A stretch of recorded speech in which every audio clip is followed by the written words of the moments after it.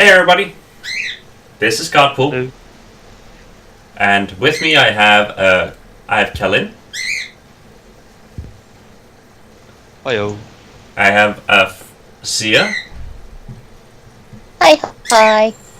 And I have Michael and Brianna. Hello. Hi.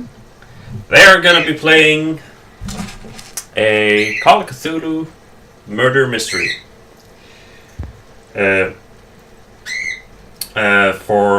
Sia knows that because Sia's been watching my streams and stuff, so she knows that I've been talking a tiny bit about this, but not really mentioning what it is. So this is and for Michael and Brianna, I know you guys are pretty busy, so you probably haven't checked out that stuff. But I from time to time stream, and I've been and I do my own thing. But so we are gonna be playing, as I said, a Call of Cthulhu murder mystery that is they're gonna be playing FBI agents dealing with some interesting cases, and I'm gonna let the players introduce themselves, and then we are gonna do the characters will introduce themselves in game and stuff, but they'll kind of give you the rundown on their characters, the basics of the basics, the name and what they do. And Mio will be in the background, as always. So, but to start off, I know everyone here knows me, but I'm Godpool. I'm also known as G20 somewhere on the internet, and I'm going to be the game master for this. And now, Kellen, could you be next? Of course. I'm Kellen, online sometimes known as Cal June. I will be playing Agent Richard Barden, a former career military who was honorably discharged from the military, and after doing rehab for an injury, he has transferred into becoming a special agent. He's a little more physical, but also good at reading people due to his time in the military. It sounded like you almost said dishonorary. It was a misspeak. Dishonorable, very honorable, not dishonorable. Get that right. Some that watch my stuff may recognize Sia. I often talk about her in my stream when she's there. But Sia, introduce yourself and your character. Hello. I'm Zia, and I'll be playing Lisa D. Bruno. She's a newly promoted police detective, although she has not gone on any cases yet. She is a by-the-book, more strictly managed police, person. She's studious and... Give me a break here. I'm trying. She's studious and very physically fit, and is given a hard time by the local police she works with, and this will be her first major case. Yeah, and how she is going to be given this case is going to be interesting as well. Michael. Sure, I'm going to be playing Gene Franklin. He's an expert in forgery and fake antiquities. He's an older gentleman, late 50s. So he's been working with the FBI consistently for the last 10 years. Before that, he was an independent contractor called in by museums and other places that thought they might have fake art, fake goods, fake antiquities to identify them and verify that they're real. Sweet, thank you. And Brianna. Hi, I'm Brianna. I'm going to be playing Dr. Leslie Hart, PhD. Has a degree in the psychology of criminology. And he's been working for the FBI since he was honorably discharged from the military after being stabbed in Japan. He grew up in Arkham, and heard and saw very strange things. Things that he has an interest in, but was told to never speak of outside of Massachusetts. All right. Now, as a kind of heads up for people that are watching, there might come times when the audio goes a bit wonky, but I will then, if that happens, I will ask them again what happened. It's just because for some reason my connection to any sorts of medium like Discord and Skype, sometimes my connection goes wonky. But to continue on, this is going to be a series called Unsolved. It's basically, they're going to be solving basically cases that are generally not very hard to solve, or haven't been solved in reality. Some of the cases that will be used are based on real cases. So, so that's going to be kind of a theme. They're going to be getting kind of cases that normally they'd be pretty hard to solve, especially during this time period. The campaign starts in the year 1947, just in January. So that gives you kind of like the idea of when it is everything happened. So I'm gonna guess that everyone's ready to start. Yep. Okay. Roger that. Yep.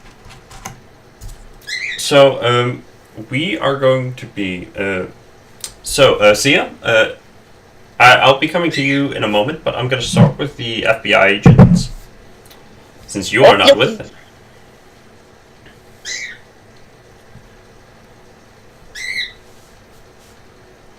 It is January the 11th. You three find yourself arriving at the Assistant Director Nicholas Richards' office in Washington, D.C.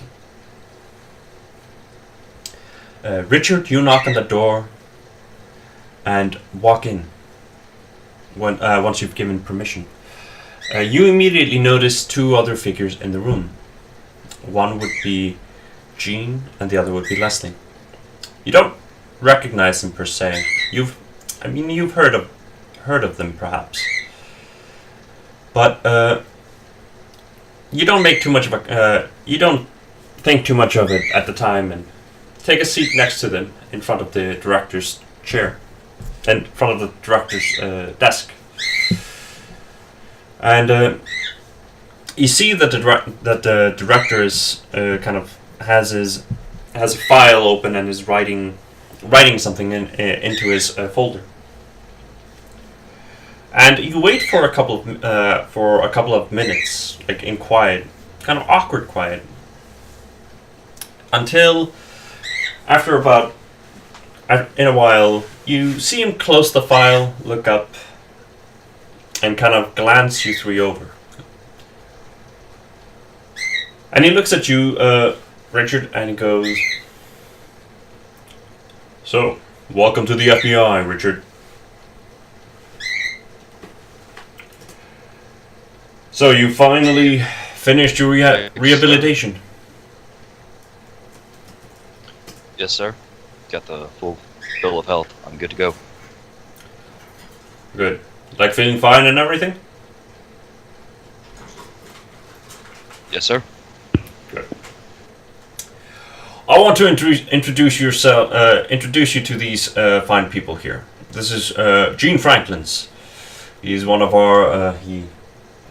He works in our forgery division. Deals with finding out whether some of the things that we deal with are fake and stuff. You know the whole deal. And then we have Leslie here, who's in psychology in the psychology department. He looks at you, Gene, and says, you're the most experienced of them, so I'd like for you to kind of take the lead here and kind of tell them tell them how it is to work here with the FBI.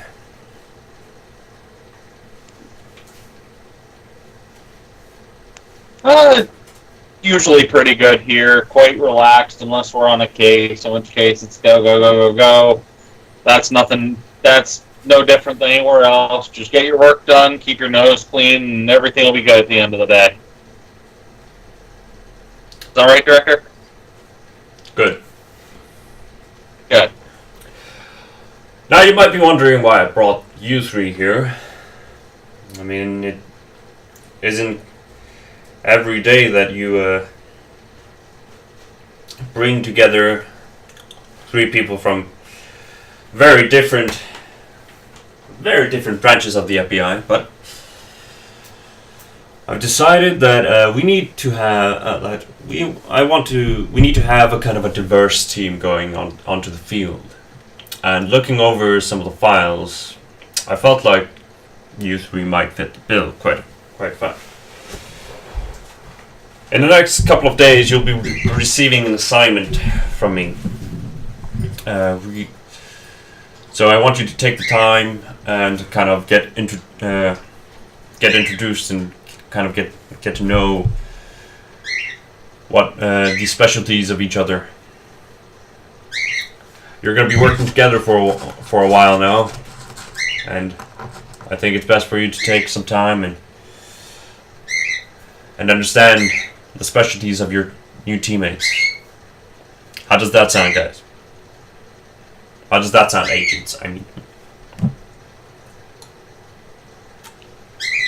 Sounds fine, Director. You're the boss. I nod. he opens up a file again and says, "All right. Within a few days, give or take, three or four, maybe, you will receive a case. There will be a case file waiting for you on your desks. Once that arrives, I want you to report to me, and we will go over the details. Understood?" He nods again. Yes, sir. All right. Yes, sir. Until then, dismissed. Please take care. Now, Zia. Yeah. It is the 14th of January, and there's been a commotion during the morning. It's around like 10 a.m. for you. Trying to convert to a.m. from my normal time. So it's around 10 a.m. for you, and it's been somewhat. There's been a commotion, like at the station. Mm-hmm. You are not sure really. You're not completely sure what it's about because, per usual, people haven't really been too forthcoming with you. Mm-hmm. So you're mostly just at your desk at the time, kind of going through files per normal. But the commotion's kind of it's starting to kind of like be hard. It's getting really hard to ignore the commotion because there's a lot of officers kind of going back and forth and like leaving the station and arriving with stuff.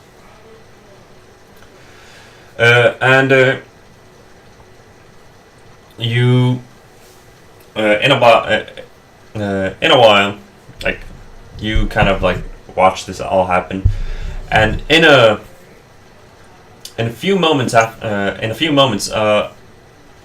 you see the police captain. I'm gonna check out. I have his name written down here.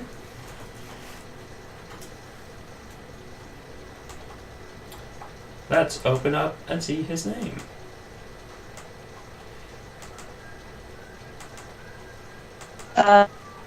Clemens Horrell? Yeah. It's on my sheet. Yes, that is his name. Good. Okay, I just opened up on it. Chief Clemens at Chief Horrell arrives at your desk. He goes, Detective, there's some serious business going on.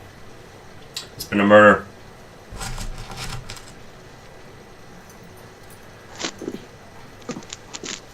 I need you. She just looks at him. I need you to make yourself available for the others in case they need some assistance. So I want you to keep an eye out. If any of the other detectives ask for assistance, I want you to be ready at hand. Understood? Understood. Is there any specific department that you'd like me to help out, Chief? Keep an eye out on homicide. They might need most of the assistance. But Yes, sir. But do try not to be in their way, alright? She grits her teeth and nods. As you do that, he just nods and says, "That's all," and he walks back to he walks to the front, as if he's about to leave.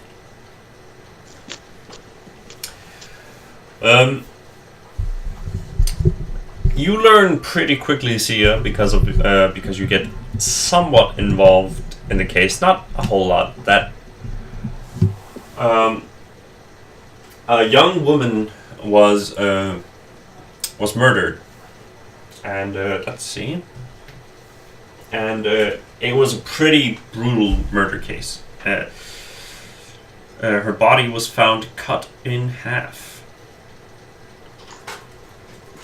and it was found during the morning, and it's become quite of an ordeal, because it's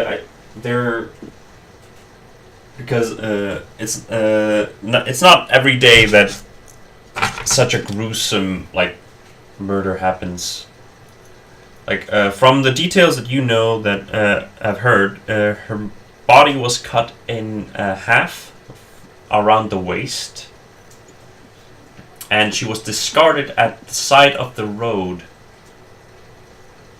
during one of the areas that they're planning to build a housing, but it hasn't begun yet.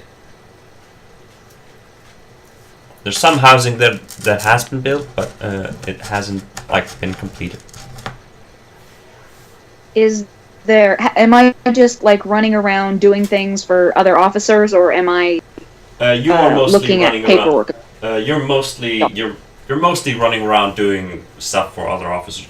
You did not get to go onto the field itself. You did not go to the crime scene itself. Is there, while I'm delivering stuff, is there anything that I could peek at to get any information? Am I delivering the first responders notes or anything? Yes. Well, let's see if you will be able to do that. So, I want you to, let's see, what would be fitting for this. I want you to roll libraries for me, because you're moving quite a bit of files, and it's just I want to see if you actually move around files with relevant information for you. Let me remember how to do this. Roll. Is it D100? Yes, it is.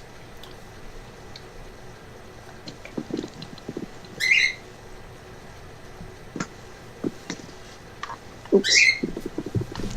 I don't remember how to do this. Roll. Oh. There we go. You do not find Trip and hurt my foot. In the chaos of everything that happens, you don't really manage to find anything that you can use, really, anything interesting, because most of the time you're running with files and you don't really manage to actually just stop and peek at stuff. Like the one time you try to do it, you just kind of like you hear other officers hey, I can't tell that. But yeah, you're basically just always when you try to peek at stuff, you're kind of distracted by someone or something. Yeah. But there's one thing you do learn though, and that is, let's see. So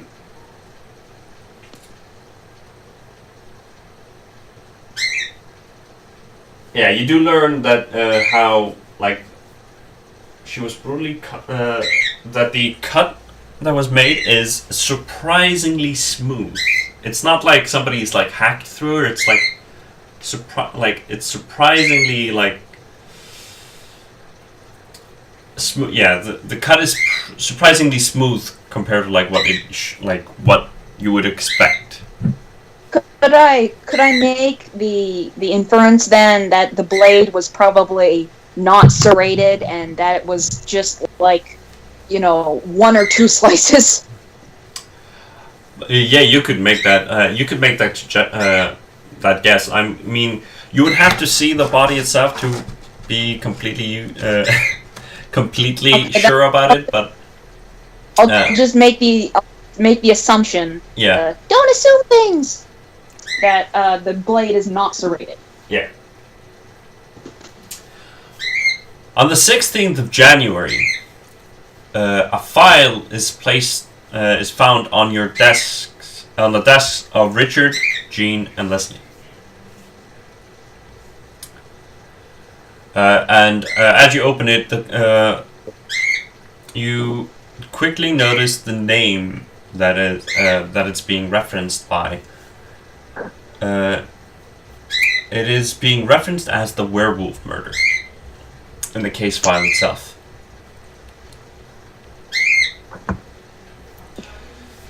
And in the file, it describes a young woman around the age 22 who died in Los Angeles. Cause of death, let's see.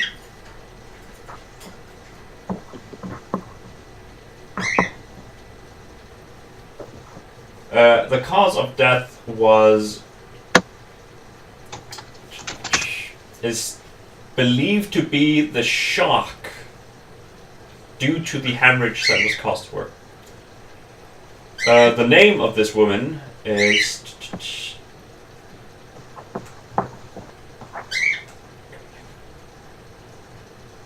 name of this woman is Elizabeth Short.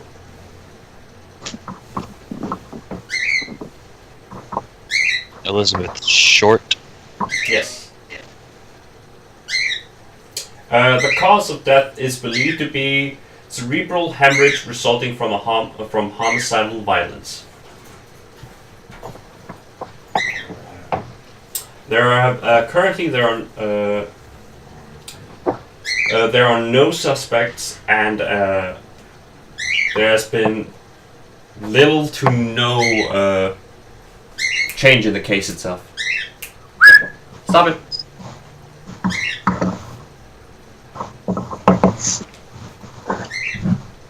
Sorry, just to get a few dates. When did we receive the file, and when was the date of the murder? The 14th of January was the date of the murder. And, or at least that's when it was discovered. And the 16th is the day you received the file.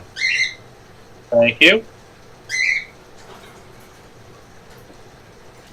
So, do you guys report to the director's office? Well, that seems like the first thing to do. Have we been summoned to the director's office?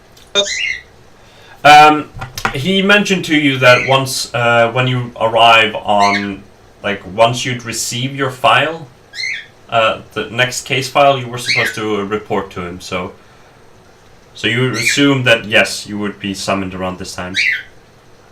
Fair enough. Then yes, I go to the associate director's office. You have to wait a while, but after a while, you are allowed into the director's assistant director's office, and he greets you with a nod as you take a seat.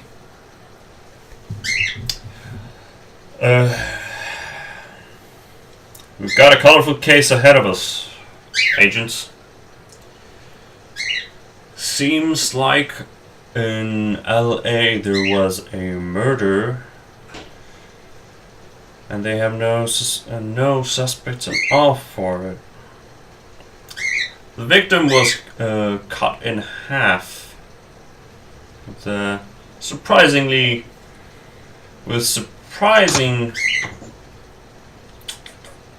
There's no lacerations to to give an idea of what tool was used to cut the victim in half, and but the cause of death is deemed to be cerebral hemorrhage, as you can see in the file.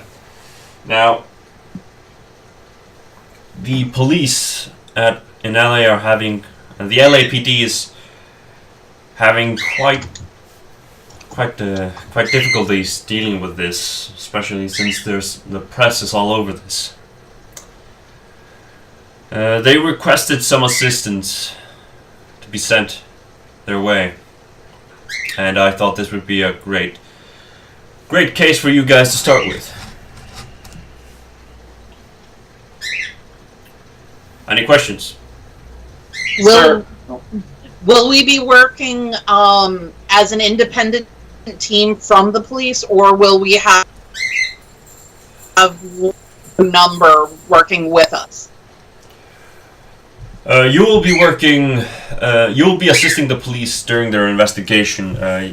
You are permitted to perform your own investigations, but the local authorities have jurisdiction. So, if they request some assistance, or if they request that you give up information, you are required to give it up. And you may be assigned a police officer to help you around, to kind of get you around town. But you are there to assist the police. You are not overseeing this case. Currently, Police Chief Clemens Horrell is overseeing the case itself.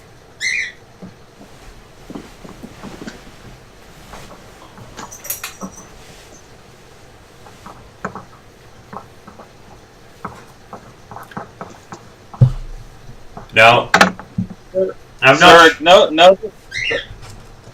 no disrespect, but I find fake stuff for you. I'm not much of a criminal expert. Wouldn't Jenkins be better for this assignment? Well, he would. But as I stated before, I thought we might. As I stated during our last meeting, I thought that creating a team that would have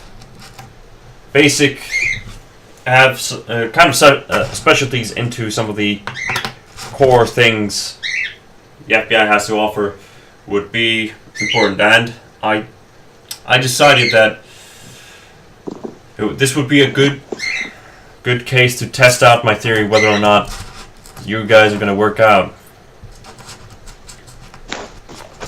And who knows, there might be, your specialties might be required. Message received, sir. Sir, have there been any similar murders? No, this is the single. This is only a single. There's only a single body has been found. Nothing else. At least not that we know of. Sir, All right. Yes, yes, Agent Barden. why werewolf murders? It's due to the brutal nature of the case. I'm not sure why the police itself gave it the name, but I'm pretty sure it has something to do with with the lacerations and one of the things that is not mentioned as clearly in the file itself because it's not doesn't really have anything to do with the death itself, but it is mentioned in the description of the body is that there was a smile carved on the face of the body.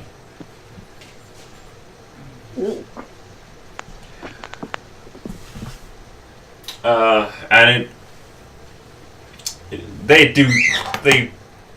they find it somewhat gruesome. It was probably carved on after she died.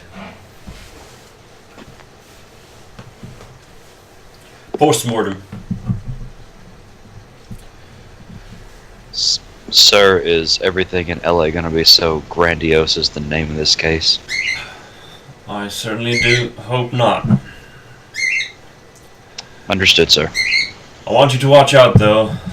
There have been talk that the LAPD's been kind of not as forthcoming with some of the information that they're supposed to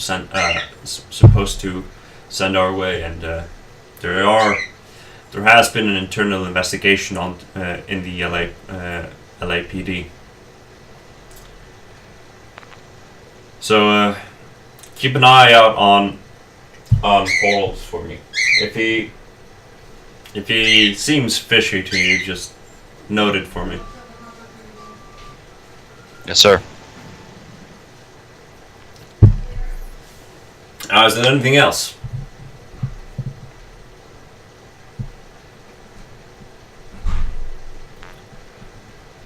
Nope. He closes the file. He closes the file and he kind of nods at you and says, "All right. You got a flight booked at 3 p.m. today, so I want you guys to I want you to get ready and head out. They're waiting for you. They're waiting for you in LA." So this is the time where during this time when you head out from Assistant Director Richard's office, you prepare the items that you want to take with on the case, and I want you to you can write them down and just tell me what you have specifically on you at the time.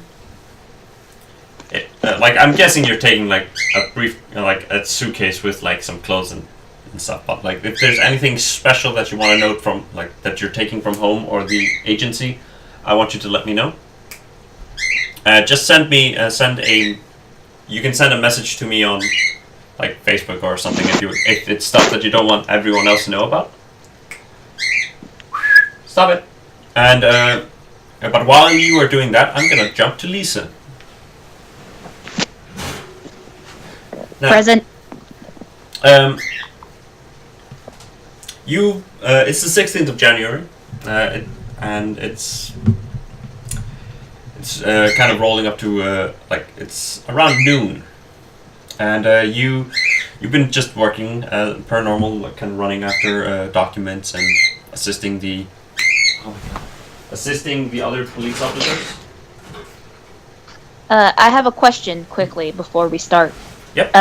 Since it's been 2 days, can I, like, is there any information that I would have heard around the office, you know, in those 2 days? Like, the name of the victim? Would I know that yet? Just, you know, hearing office gossip? Yeah, you would know the name of the victim. You would also know the what the cause of death was, and kind of, you would also know about the smile drawn on the body, which kind of would disturb you a bit. Nice. And Any other juicy gossip? You kind of find it interesting that they during like the whole like the 2 days that have passed, like you have seen no real like escalation in the case. They haven't found any like concrete evidence or anything like that. It's Everybody's just running around in circles. yeah, basically it's kind of like it went the trail went stale like immediately, which is kind of weird, especially like for a case this big. Like there's a lot of officers working on this case. But on the 16th, around noon, Chief Horrell arrives at your at your desk where you're just like kind of sorting through some of the paperwork, and as you're like kind of looking through it, he just like knocks hard on your table, like to get your attention, and you kind of like startlingly sit up and look at him, and he goes, Yeah, I sit up quickly and adjust my suit jacket. He kind of like eyes you over and he says, everything going all right? Not causing any problems, are you? No, sir, just doing the proper paperwork. Good. Now I got a job for you. Around in about 4 hours, some FBI agent will be arriving at the airport, and I want you to take one of the police cars and escort them. All right? Yes, sir. I want you to be. This visibly perks her up. Now I want you to stick with them. You're gonna be my eyes and ears with those guys, with those people. All right? Yes, sir. If they don't find, And if they she find visibly something, perks down. if they find something, and they don't tell us about it, I want you to let me know immediately. Yes, sir. We still got jurisdiction over this case. We just ask for their assistance. And then as he just finishes the sentence, he just immediately like turns around and leaves. And she's very, very excited to see some FBI agents in action. This just kind of took the wind out of her sails that she's being sent to spy on them for no apparent reason. Yeah. So she goes to procure or sign off on one of the cars, and whichever one is open and whichever one she knows is the least smelly or no one's vomited in it. From the drunk tank. You apply for one of the cars that have been recently cleaned. Yeah. And yeah. And you get the key for that and everything. And in the police car, there are. Oh wait, what number is it? What? How many numbers have an are? ID number or anything? Just. How? I don't know, but is it like 1 out of 20? I'm gonna say 14. Okay. Because 14 is my go-to number. Okey-dokey. In the police car, there's like the standard stuff. Like there is a radio in it, and there is let's see. In the trunk of it, there is a shotgun, as you would know. Dang.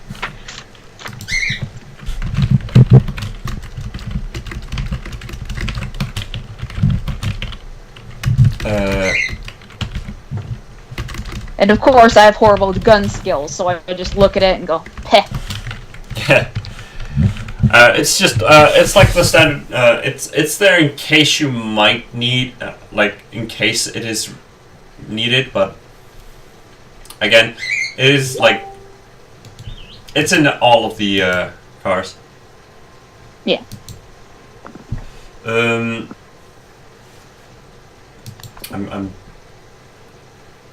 let's see. What would be the common shotgun to be used in a police car? It's probably like a.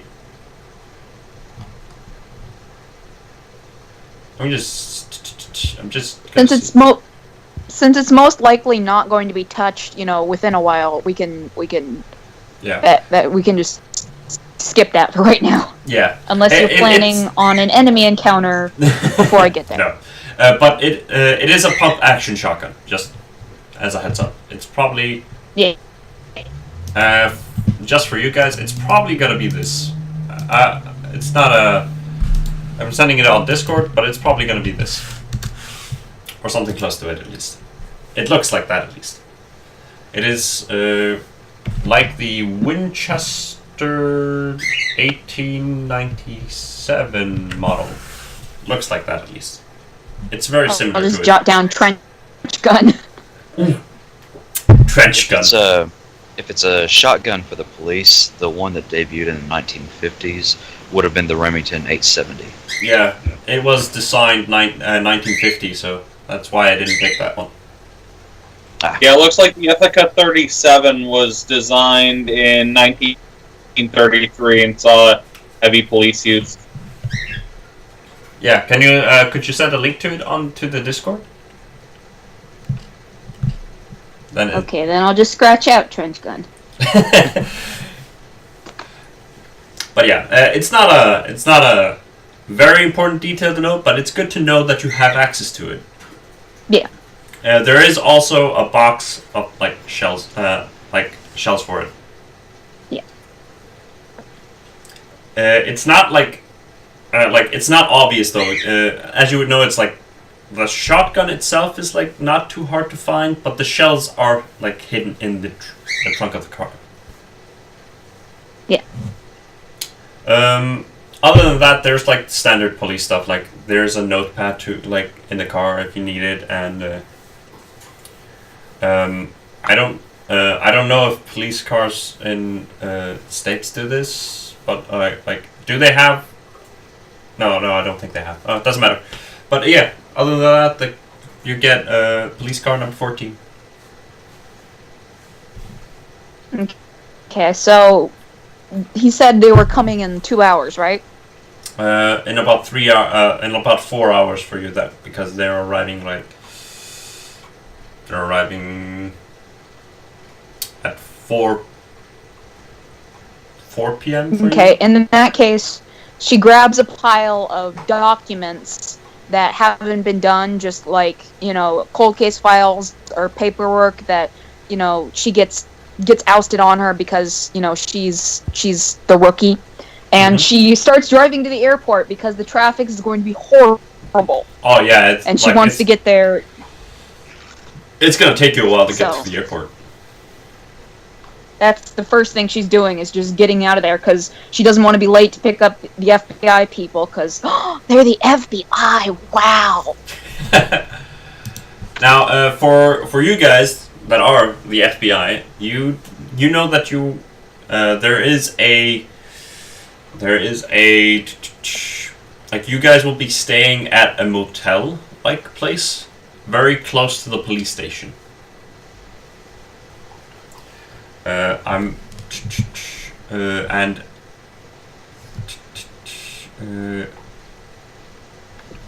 don't have a name for it specifically currently, but it is.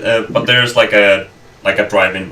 There's a motel that is a block or so away from the police station. The FBI has already made arrangements for you there. Now, you guys, during that time you have to prepare. You have you have a couple of hours to prepare before you need to get your flight, because it's around 10 in the morning, 10 a.m. when you get the case files and stuff like that. Probably earlier, a 9, but Is there anything else you want to do other than get the pack and stuff? Is there anything you want to do in between?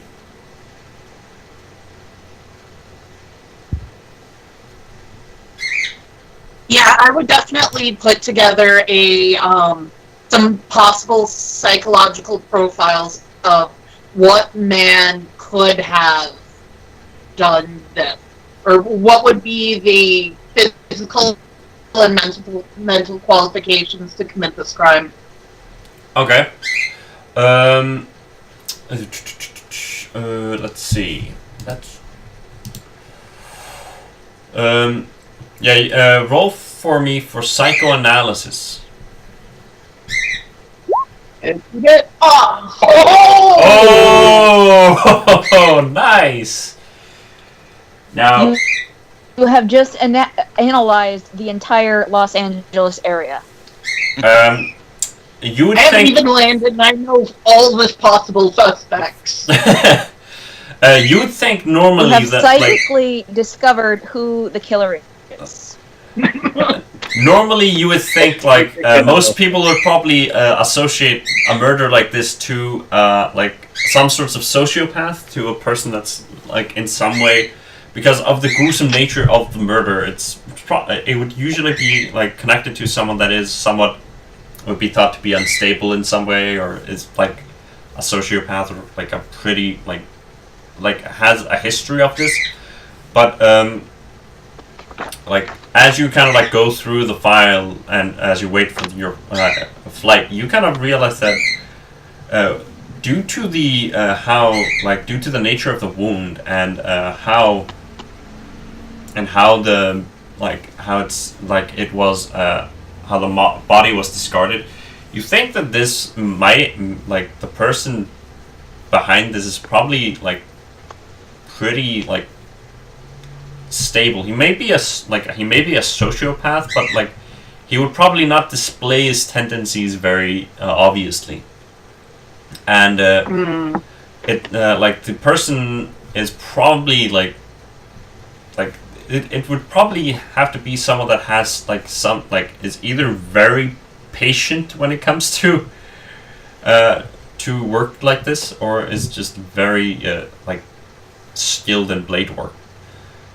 The nature of the wound is kind of it's not unnatural, but it feels like it should be unnaturally smooth compared due to what it is. So the person. All right. So would I be thinking about what type of person, specifically man, would be able to inflict this kind of wound? I know we don't have a good murder weapon, but the strength, the height. You think it would be the likeliest suspect would be a male, somewhere maybe in his 30s, between his 20s and 30s, 20s and 40s. I mean, I think would be the correct term. And he's probably pretty well built. He may be well built, but he's probably someone that would be more for fine work. He may be somewhat strong and kind of well built, but has an eye for kind of like a perfectionist with how eye for detail and stuff like that. So we're looking for a watchmaker, not a lumberjack. Yeah. Physically. Yeah. Something at least resemble a watchmaker more. He may be a bit somewhat stronger due to the wound. It's due to how it was due to how it was discarded and everything like that. But yeah, watchmaker is more closer to home than a lumberjack. Okie dokie.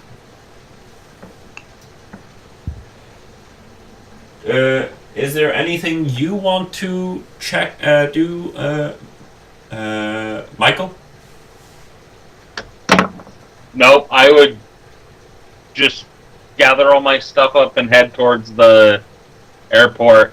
At this point, I'm feeling sort of almost slighted by the associate director that I've been an expert in this one thing, and now he's sort of kicking me over the fence to something else.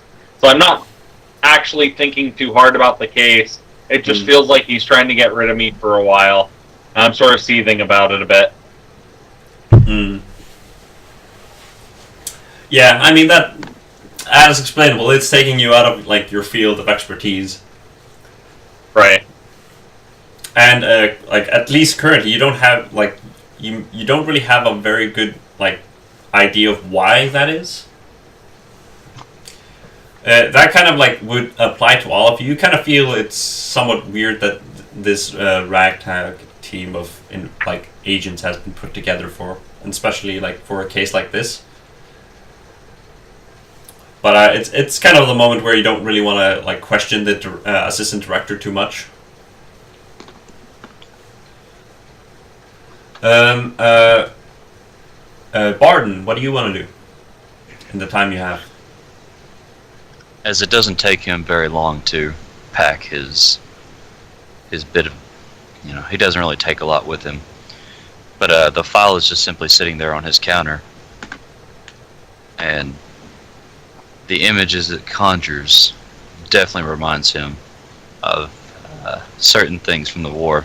And so he cracks open his bottle and takes a shot of his whiskey. And just kind of sees there for a bit of, gives it a little time to sit in. Closes the bottle and puts it in the suitcase. Hides it in there. And grabs the file, puts it in there, and gets everything and heads to the airport. Yeah. Brianna, because you spent some time looking at the case file itself, one thing I want to mention to you is that one thing that the medical examiners have determined is that she had been probably dead for at least 10 hours prior to her discovery. Alright, when was she discovered? I'm gonna adjust the date. It was the 14th, but it's supposed to be the 15th. I just read it wrong. It's the 15th of January, the morning of the 15th. So she was probably killed. So she was found on the 15th. Yeah, she was found on the 15th. So she was killed on the 14th? Yeah. Alright. You would assume probably like the evening of the 15th. The 14th, I see. Alright. Is there any information on her, the kind of person she was? The file itself mentions here.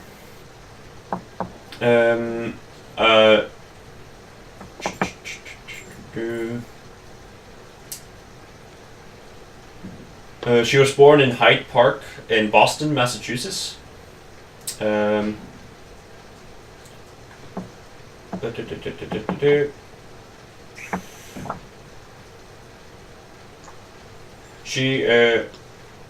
She at the age of 15, she underwent a lung surgery for bronchosis and because of her severe bronchosis and asthma attacks.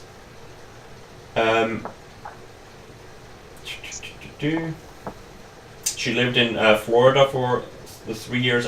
For 3 years after that.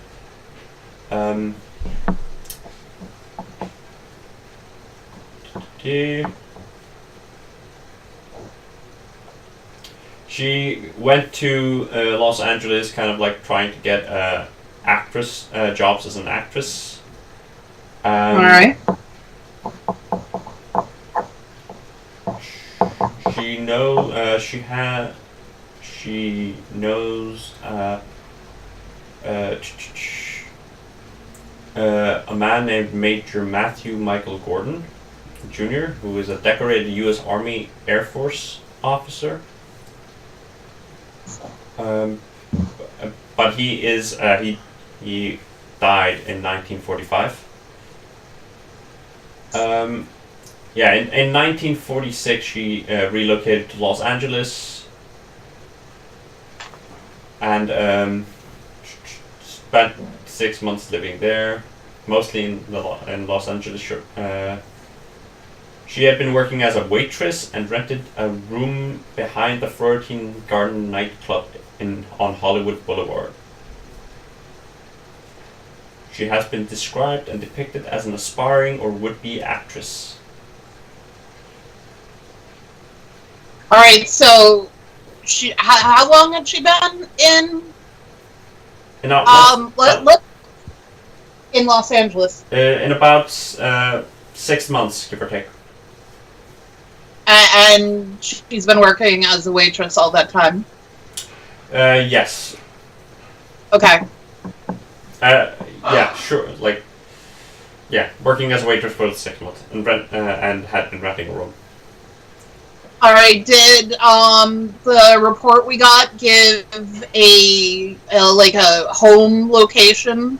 If she had a roommate or if she was at a boarding house? She did not have a roommate. She stayed in a very in a room, like a single room apartment behind the Florentine Gardens nightclub. So and she didn't share it with anyone else. All right, that's something we'll about the discovery of the body itself. It was discovered on the morning of January 15th. Her naked body was found severed in 2 pieces on a vacant lot on the west side of South Norton Avenue, midway between Coliseum Street and West 39th Street, in Leimert Park, Los Angeles. At this time, the neighborhood is largely undeveloped. The woman that found the body is named Betty Bersinger. Discovered it approximately 10 a.m. while she was walking with her 3-year-old daughter. The man that interviewed the interview with her states that you realize that initially she thought that this was a mannequin, a discarded mannequin. But question. Yes. Bersinger? Bersinger. Bersinger? Or a written Bear. like. Okay, thank you. Thank you. Like that. But yeah, she initially thought that Elizabeth Short was a discarded store mannequin, but realized quickly that that was not the case, and reported it to the police. Small case detail: the body where it was found, was there significant bleeding around the body, or did it appear the body had been moved? There was no bleeding around the body. If the file mentions that it had been entirely drained of blood, leaving the skin pallid white.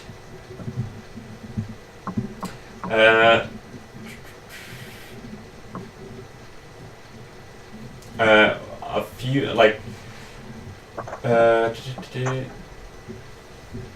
the lower half of her body was positioned a foot away from the upper, and the intestines had been tucked neatly beneath her buttocks.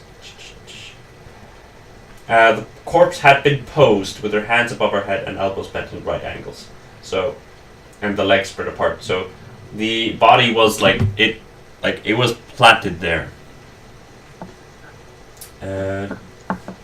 Nobody really knows what happened to. Let's see.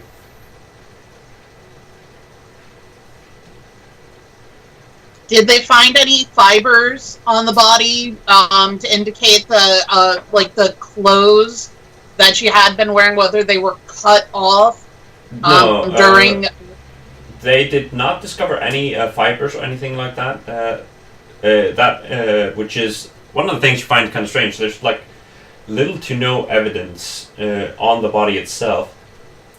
A few like hours later, after the police had arrived on the scene, detectives did locate like a heel print on the ground, and some tire tracks and a cement sack containing watery blood. Which they think is connected to the case. But that is like the extent of that is the extent of the basically evidence that they have found. How much blood? It isn't really mentioned, but it's kind of like the blood has been like, it's like blood and water together, so it's like, and it's not like that much blood, it's just like watery.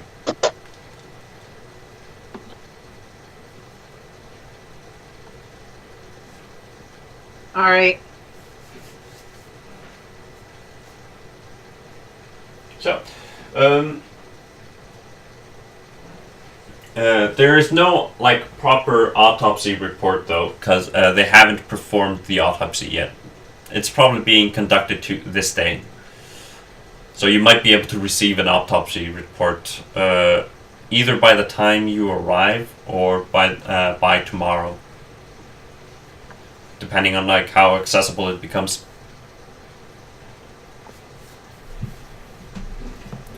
But this is the stuff that you can read while you're on the plane. So this is the details that I would share to both Richard and Jean as we're sitting together on the plane. Mm-hmm. Oh, I'd be cussing you out for that. I'd be cussing you out for discussing a case in a public venue like a plane. That'd be very against FBI protocol. Then I discuss it with you on the car ride to the airport. Yeah, that would probably be the best spot to discuss it. All right, wherever's private. Yeah. This conversation is had. Yeah. The information is shared. I'm guessing also you three kind of like whether or not you do a whole lot of it, but I'm guessing that you would at least glance somewhat through the case file as you'd be like during flight. Like as long as it's not being discussed out. Yes. I would probably still be concerned about the files being out and the risk of someone looking over shoulders. I mean, there's pictures of the dismembered corpse. I don't want to incite fright in the people around us. Mm-hmm. They're probably just enjoying the flight, smoking cigarettes and getting drunk. Yeah. People use. But yeah, I mean, it's natural. FBI. It's natural to be concerned though about it, but I'm guessing you'd be taking like precautions to not have it like easily seen by people, but. So part of my concern at this point is I'm assuming that this story, as gruesome and crazy as it is probably hitting like the local newspapers, that not only are we on this case, but probably someone else has heard about this case and reported on it. So I would want the confidentiality of not having people around us being aware of what we're looking into. Well, I'm gonna leave it up to you whether you guys whether or not you decide to read the file itself on flight. But yeah, no, from me, mine is in my suitcase, and I am typically probably just inner thought, not really reacting or talking much at this time. So it's a quiet flight for you guys, at least.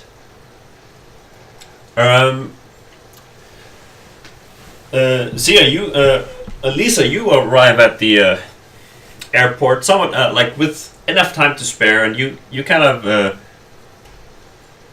park your car like at a across the street from the airport.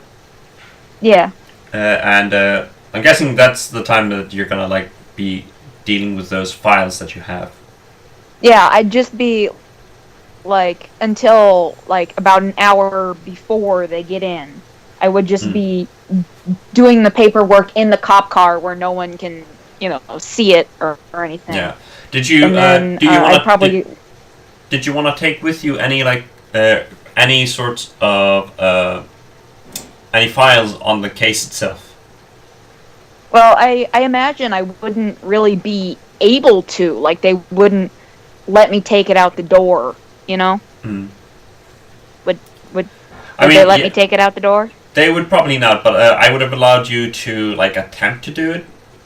Whether you would have sneaked it out. I'm not gonna try to do it because that seems like something she would. It's sort of a common sense thing. Do not take important files of an ongoing case out into the world. Mm-hmm. Yeah. Like cold cases are one thing, but anyway, I would, however, take a piece of paper or piece of cardboard with not like FBI or anything, but just like whatever their real names are. Like I would have gotten, or if I don't know their real names, I would have got, whatever, like, how different they different agencies have like nicknames. Mm-hmm. And I would have just some little covert, jokey type thing that they would get that doesn't scream FBI agents are coming into this airport. The names that you, at least the names that he gave you, he left a note on your table that has their names. You would see that. Okay, in that case, I would have their names on a piece of cardboard. Yeah. Holding it up, be in the airport, just waiting for them. Yeah. Within an hour of them arriving. You basically don't add the special agent in front. It's just like Richard Barden, Gene Franklin's, and Leslie Hart. Yeah. You three arrive at the airport like around 4 p.m.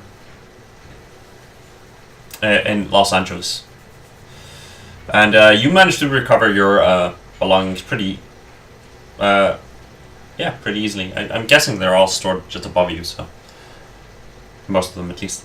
I don't think that you're taking that much with you that you need to put them like into specific storage. Were we told how long we'd expect to be out in LA? For the duration of the case, or until the police would, or like if the police would ask you to leave, basically. So you expect to be there at least like you would be there like the minimum of a week, compared to like how the case is going. You would like expect it to at least be a week, but in worst case scenario, it might be longer.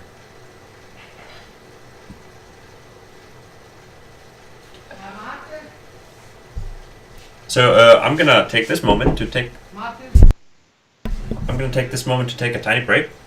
For us, I'm gonna go and get myself some food, and I won't be long. And we're back. Sorry about that. So, where were we? You were arriving at the airport, weren't you?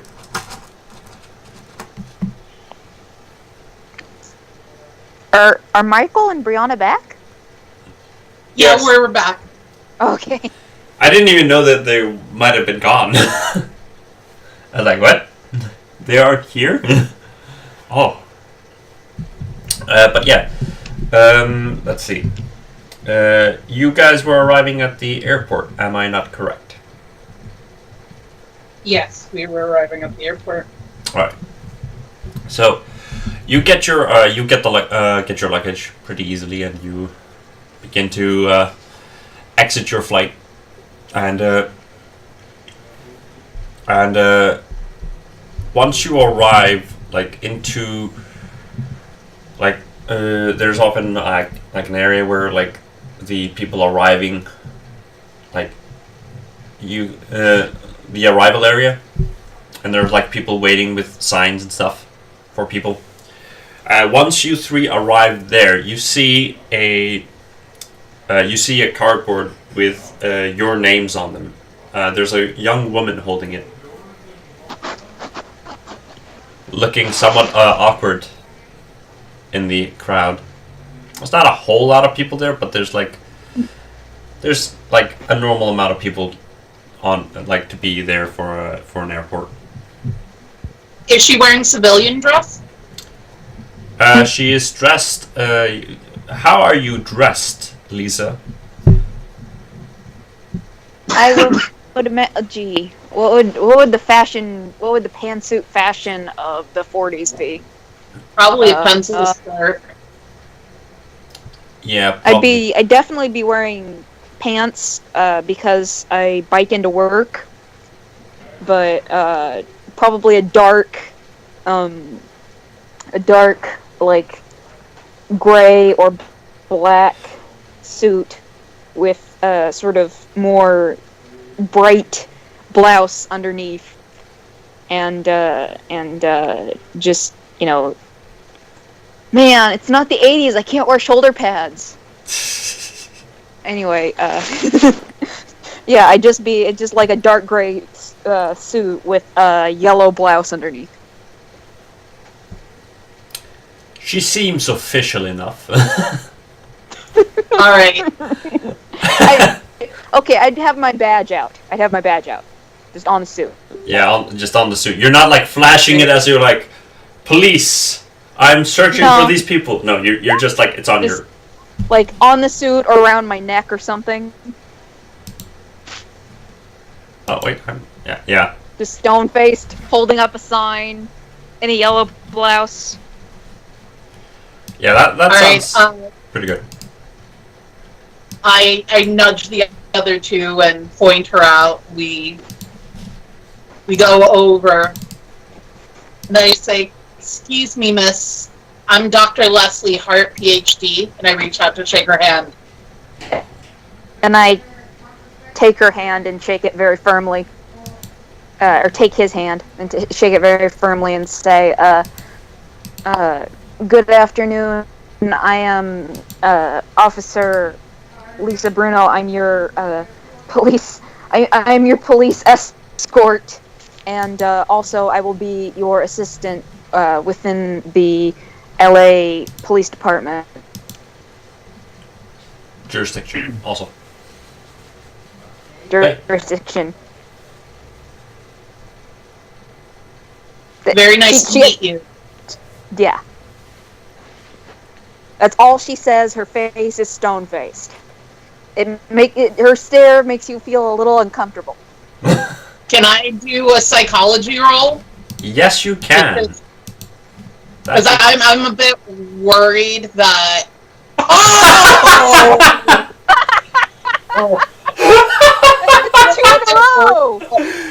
I'm a little worried she's stepping on her toes.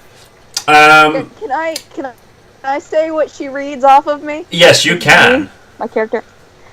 You get the feeling that she's a little bit sort of in awe of you guys being FBI agents, and she's a little bit nervous, but there's no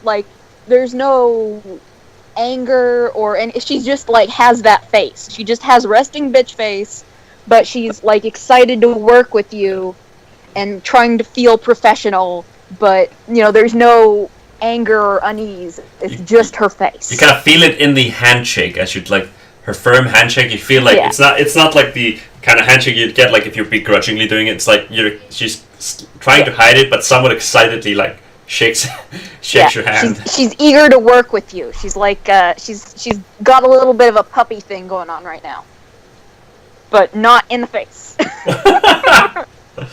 If she'd have a tail, you'd see it wagging like 100 miles per hour. Exactly. I say, well, please lead the way.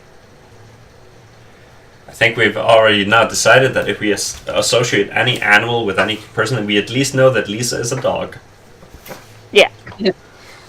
And is one of those like a boxer or a pit bull who looks very sturdy and mean, and then you pet them and they turn into belly flopping mush dogs.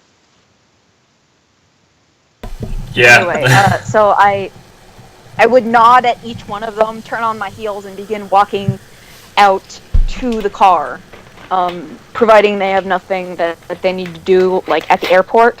And I would I would say, I would know. Would I know where they're staying? Would I have the information of where their hotel is? You would probably not know because they only got that information. In that case, we get to the car, and everybody gets in, and then she realizes that she has no idea where she's going to drive them, and she goes, would you prefer a ride to the station, or would you prefer a do you have the details of where you're going to be staying currently? It's kind of an awkward. What do we do now? One quick thing before there are two questions I want to ask. One of them is, how would you situate yourselves in the car? Like, who is sitting in the front with Lisa? That's most. I'll be taking shotgun. Okay, not the literal shotgun, but you're taking the shotgun. Yeah. I'm sitting in the passenger seat in the front of the car. And this is directed towards Richard and Jean.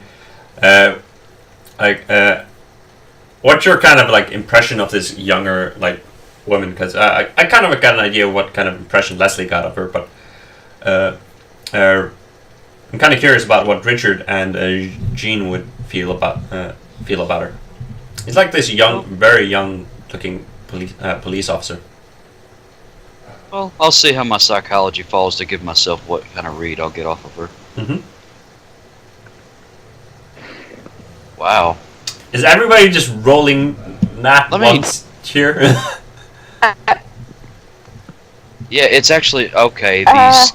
It looks like if you roll off the skill chart, it's rolling the absolute best for us. I don't know why it's doing that. Okay. So, that is very good to figure out. I was like, oh my god, you guys are amazing. Yeah. We will treat the last two crits as crits. I got a 98 when I rolled. And then from now on, let me test the dice roller. I'm just going to test it real quick. Yeah. Here we go. I still would have succeeded, but yeah, there it actually rolled. Yeah, let's use that roll. But for you, Leslie, let's not check the skill for an increase because it automatically is giving everyone the best result. But we know that you would. But I'm still gonna let you have succeeded them, as we did. Okay, fair enough. But yeah. She seems for you, Richard. She seems to be somewhat like a kind of a nervous girl. You kind of figure out that she's probably somewhat nervous due to meeting you because you are agents, kind of working directly for the working for the government and stuff like that. You're kind of big deal to be going into if you're working on the case, it's kind of a big deal. And there's a little bit of an excitement in her, but but it's not very noticeable. You noticed it probably mostly when she was shaking Leslie's hand. Kind of that's the one moment where you could see a tiny smile break out, but you could see the tail wagging. Yeah, you could kind of see the image of a tail wagging behind her, just oh, what? Well, with that in mind, when basically she goes to shake my hand, with that in mind, I would do the whole. He doesn't necessarily show a lot of emotion, but he will do a very small smile and say charmed. Just kind of give the be at ease kind of smile. And then that's all he'll really do. And then you, Gene, how do you like? What is your impression of this young woman? So at this point, the exasperations start coming to a head, because not only am I on a case that I'm not sure I'm comfortably suited for and should be on, but now I've got 2 greenhorns in tow, and a third one just showed up to escort us around. And I can sort of, I'm gonna roll psychology. That would be, I think, a success. You just barely succeeded in it. Right now. Yeah. And I can sort of feel the vibe off the 3 of them, that they're all, like, sort of excited about this, and I find it sort of exasperating, because we have, a dead girl that we're trying to figure out what happened, and they're all like, in my head, it's like they're trying on Daddy's suit, and they're like, I get to be a big boy now. That's sort of where Dean's head's at, like, oh god, we have work to do. This isn't a game. We need to stop acting like this is a game. Yeah. He doesn't really say a lot. He just sort of, nods her to lead the way, but he's sort of short on words at the moment. Yeah. I find it hilarious that he says putting on Daddy's suit because of who my dad is in the game. But yeah, you kind of get the general idea that the kind of excitement, like most of it is coming from her, but like overall, like you don't get like a great gleam into like who she into the reasoning behind it, but you kind of sense the excitement in the air, most of it emanating from her. But like for you, it's kind of like it's kind of emanating from the whole group, the group itself. But you get to the car, and we're gonna continue because Lisa was asking where they should go, because it's up to you, up to the FBI agents to decide where to go, because it depends on whether or not you guys want to immediately go check out stuff for the case, or whether you want to get rid of like your suitcase, your like cases and stuff, because you still have like your bags with you. And isn't it like 4:00 in the afternoon? Yeah.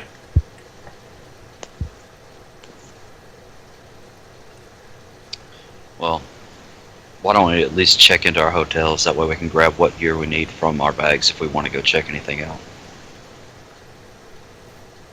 I would say go to the hotel, because we're probably not dressed appropriately to be doing official work. I'm assuming we're not wearing our nice black suits for the plane ride.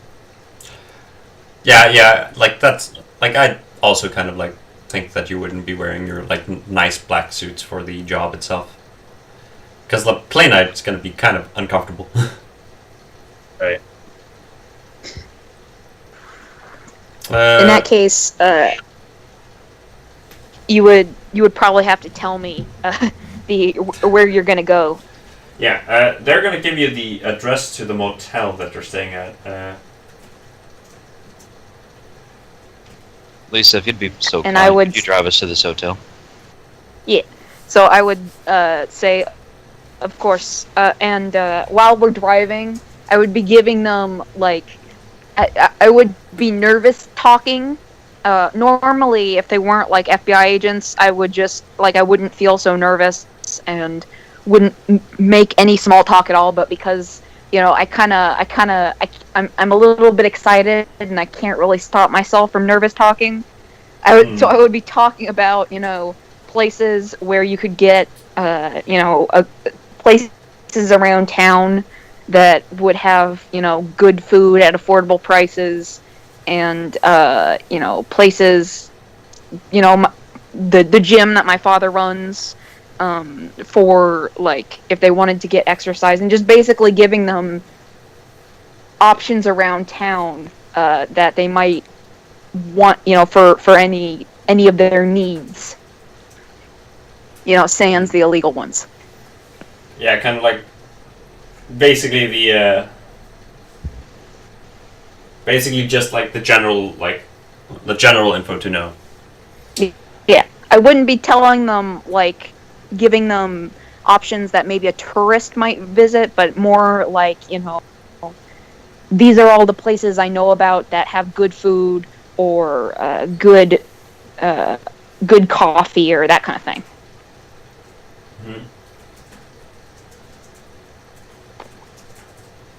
Mm-hmm.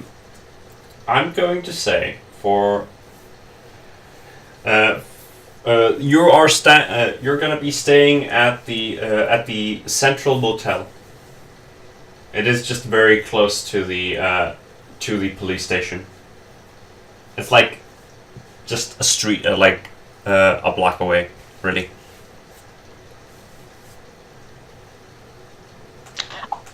Oh, also, probably if the hotel is that close to the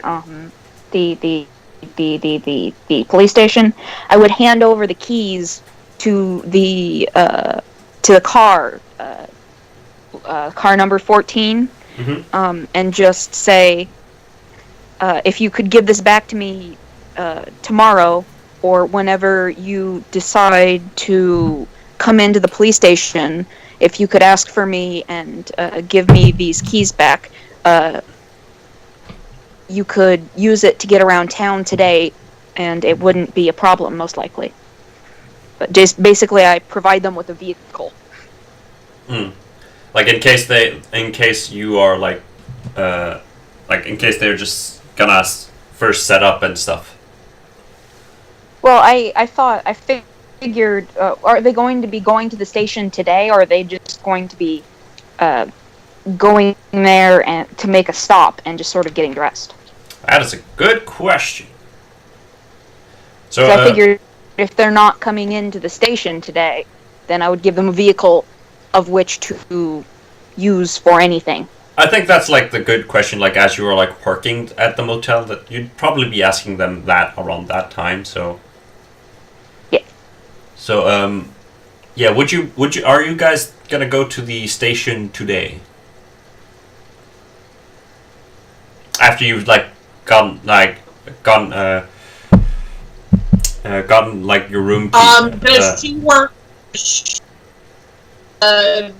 Does she work normal business hours? Is she out at 5 o'clock?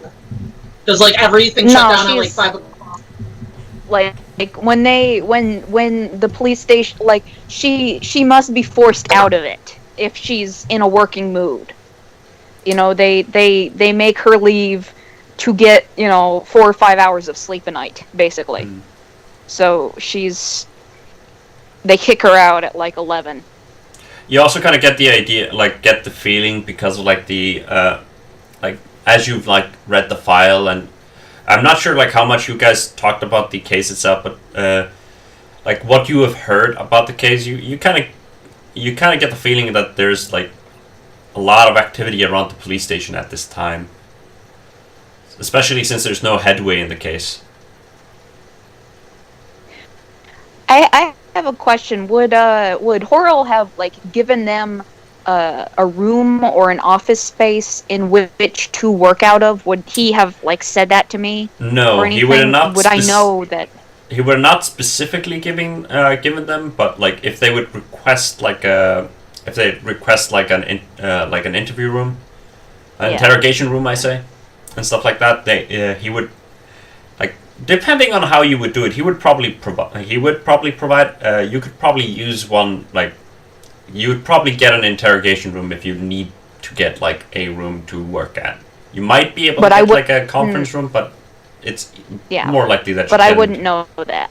No, you would know that you could ask for it, but other than that, you don't know. You don't think that they have a specific any specific spot at the station itself.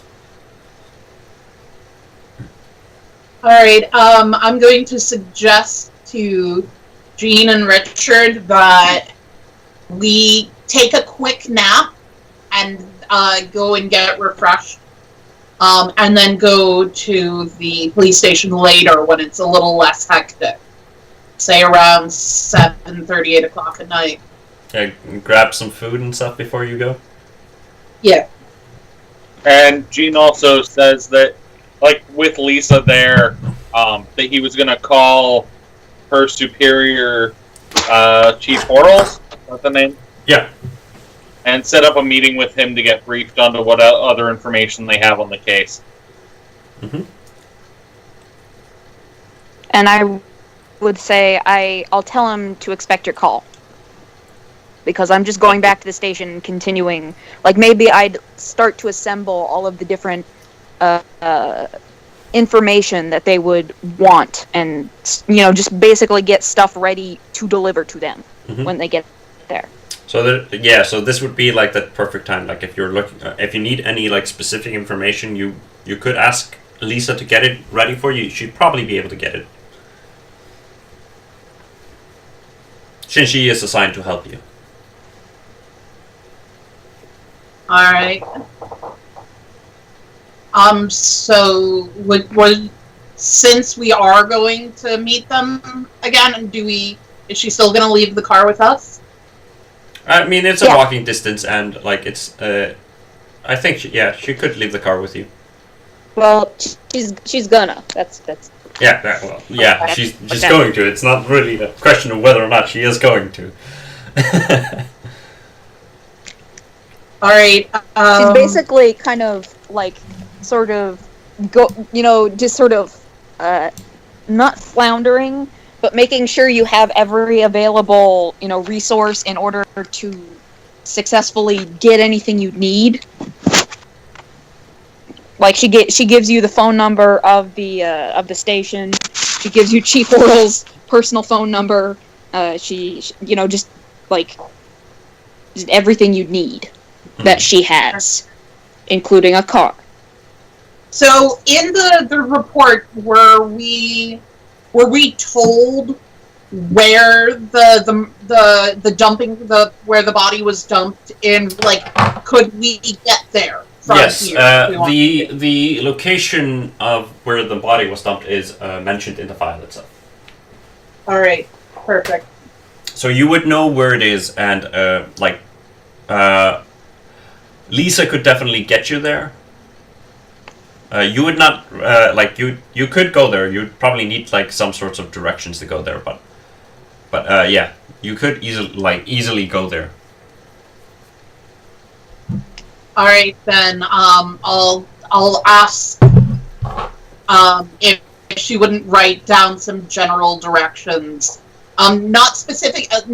I say not specifically for the body, but the body and like the surrounding neighborhood, like where you could get to in a walking distance. From the station and the motel, then. No. If we get in the car and we're going to where the body was dumped, I would ask where around there you could walk is like a decent walking distance for the body to have been dumped.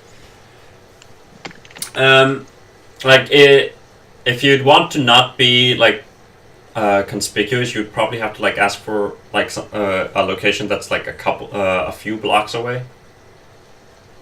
So she could definitely give you she could definitely give you directions to a place somewhat close by. It would be at if you're gonna walk there from there, it would take a while, but you would not be it wouldn't be obvious that you're going there.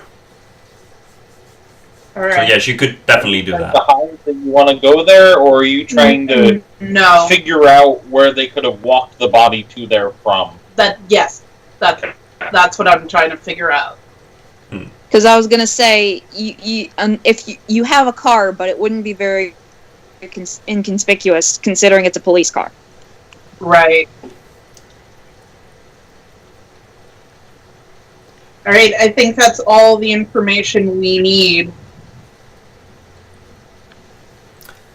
So at the moment, the plan is to take a bit of time to rest up and get some food and stuff, and then meet up at 7 p.m. at the station. Then you're planning to go to the station at 7 p.m., right? Yeah. So it's around this time that you Lisa, you're probably like start walking towards the station. I'm guessing you're gonna take with the files that you like were sorting out, putting them into like a briefcase and walk with them. Yeah. And you guys can get shit situated. You get your like the keys to your motel rooms and put your bags away. Kind of get like properly dressed and rest up and stuff. If there's anything specific you want to do other than just like take a moment to like rest up and eat, now would be the time to tell me. Well, I was going to invite the other two out to probably like the local diner. Alright, you went a bit robot-y, but I think I got what you said. You're gonna go to the local diner and stuff. Yeah, we're gonna go to the local diner for dinner. Okay. So yeah, you're gonna suggest that to the rest of the to Richard and Jean? Yes. Okay.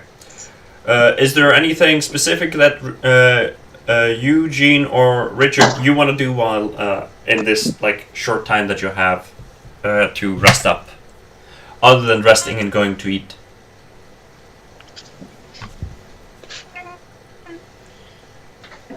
Is there a safe in the motel room?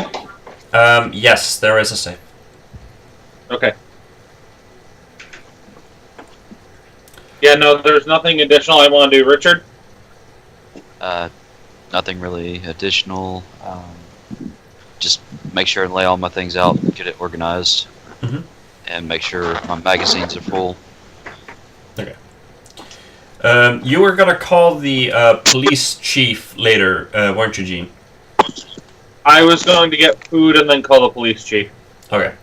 So, Lisa, when you arrive at the police station, you can go and let Chief Worrell know that the one of the agents is going to be calling him later. Yeah, I'd go up and tell him to expect a call from the agents, that I lent them a car for the night to be released back to us tomorrow, and or sooner, and that I picked them up, that they've been deposited at the hotel. He kind of gives you a like a very specific look. He just like he's not frowning, but he's like he's kind of somewhat furrowing his eyebrows, and he just like nods and goes, "All right." Yeah. Dismissed. I imagine he's not very happy I lent him the car. No, you don't need to roll for that. You can kind of just sense that. That's pretty easy to figure out. You kind of get the idea that he's... I would... you can roll psychology for this if you want. Oh no, I was just going to say, I would imagine I'd tell him that I'm going to start assembling the information on the case that they're here about, so if other officers try to give me shit about it, that I can just go tell on them. But yeah, in regards, if you want, you can roll psychology. That will give you some additional information about. I want to, but I also think it wouldn't be in her character, so I'm not gonna. Okay. You go assembling stuff, and while everyone else is kind of like they're resting up and stuff. So, Jean, you get food and you decide to call the chief.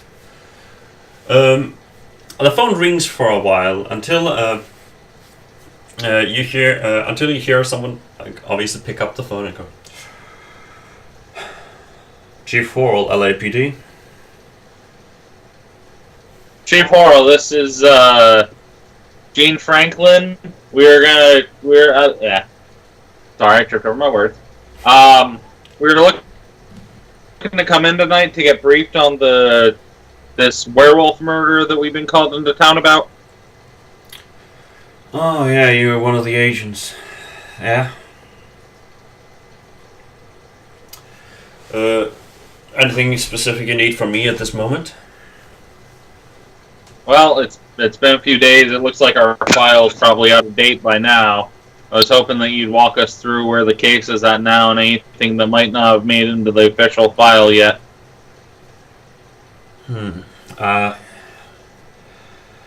I'll have Lisa, Detective Lisa, prepare Detective Bruno, prepare the newest information on the file. I think she's already working on that right now. Once the autopsy files come in, I'll be sure to send them your way. Is there anything else? And when the autopsy supposed to be complete? It's currently underway. It will probably be done late tonight, or maybe just around maybe 10 p.m., 11 p.m. The file will probably be available shortly after that. Okay, so you'll be in the office around 7:30 when we come in for that briefing? He kind of looks at his. He kind of like goes quiet for a moment. I'll make time. All right. And you clear space for us to work while we're here in town? Can you repeat that? I missed a word. Can you clear a space in the Oh yeah. police station for us to work while we're in town? He goes, let me see. And you hear him like, here's he's like putting the phone down. Hear him call, and Lisa, you can hear this. And he calls like, Jefferson, get one of the conference rooms ready. The agents want to have access to one of them. And you hear this in the distance, and he picks up the phone and says, well, I'll have a conference room ready for you. You'll be able to use it during your time, but it may be in use at some point, so it can't be held for you at all times. But I will grant you a key to it. We grant us key to the station as well in case we work odd hours? I'll be giving Lisa the Detective Bruno the key, and you'll be able to the station's going to be open the most time for the most time, so you'll have access to it. So you shouldn't need to worry about that. I'll give her any necessary items that you may require, such as keys and such, to the station. At this point, Gene just goes, all right, thanks, and hangs up before he has a chance to say anything else. Okay. Not making any persons, are you? Lisa, a couple of about 10 minutes after you saw the chief come out of his office, you see him walk towards Detective Jefferson, gets keys from him, and he walks to you, and he places the keys and like a memo note noting what room it is, what office room they get, which is going to be room conference room 3, which they have access to. They have a key to that, and he tells you all. He also tells you that to provide standard keys that gives them access to the station itself, but not to any of the restricted areas. So they would not have access to to go down to the they can go to most of the common places in the police station, but they can't go down into the basement. They don't have access to the armory of the police station. or anything like that. Well, I imagine I wouldn't access that either, right? You don't have access to it, but you can ask for access to it. Like, it's kind of normal not to have access to the armory, but like, but you need to, like, especially with the armory, you need to request. You need to like write on a request form if you're trying to get something specific from there. But yeah. But and they don't, and also they do not have access to the basement where the like morgue and stuff, morgue is. Yeah. So they only have access basically to the first floor, and the like common areas there, and the conference room. How would I get them access to that? Like, can I ask him, like, if they are going to request access to certain places, who do I see about that? The best place to request would be from the chief himself. He, like, if because then he can't, like, then doesn't have to go through a whole lot of like paperwork before if you talk directly to him. But you can also go and talk to I don't know what, like, there is like a there are guys like that basically oversee like the armory and stuff, like where you go and request items. If I can't catch the chief, who should I see? Best place would be to, like, if you want to have access to like a car and stuff, you would go to the armory. You would have to talk to the same guy that you talked about with the car. It's basically just similar to a quartermaster. You just talk to him, and you'd fill out a request form, and they would get it. Like, if they can accept it, they will do it. Otherwise, they will send it up for acceptance with the chief. Okay. But roll. I'm gonna have you roll law for me. Okay. 1 minute. I tabbed out. Where am I going?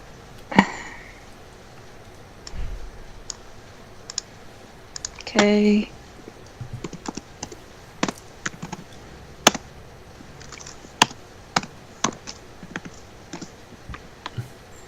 I got a 61.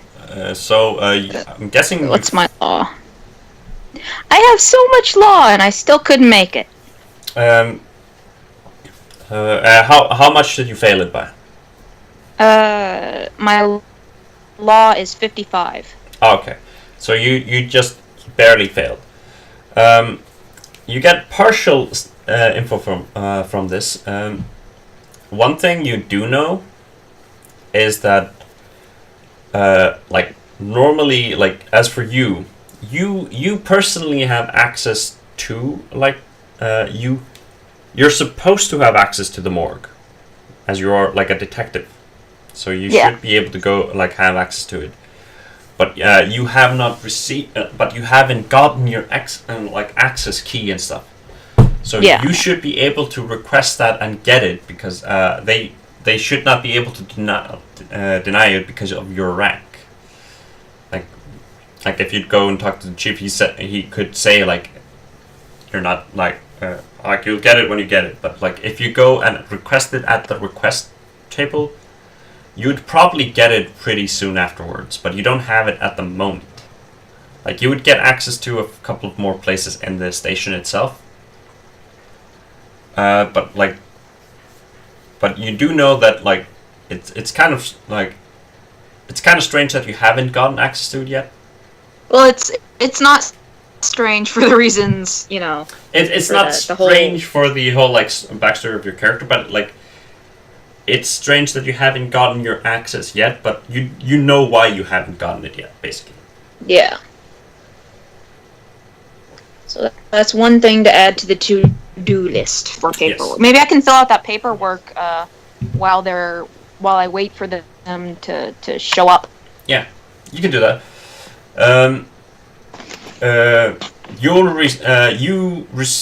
You're filling out the paperwork to receive extra keys and requesting your, like, access as well. Yeah. So you receive that. Maybe I wouldn't even finish it, but just.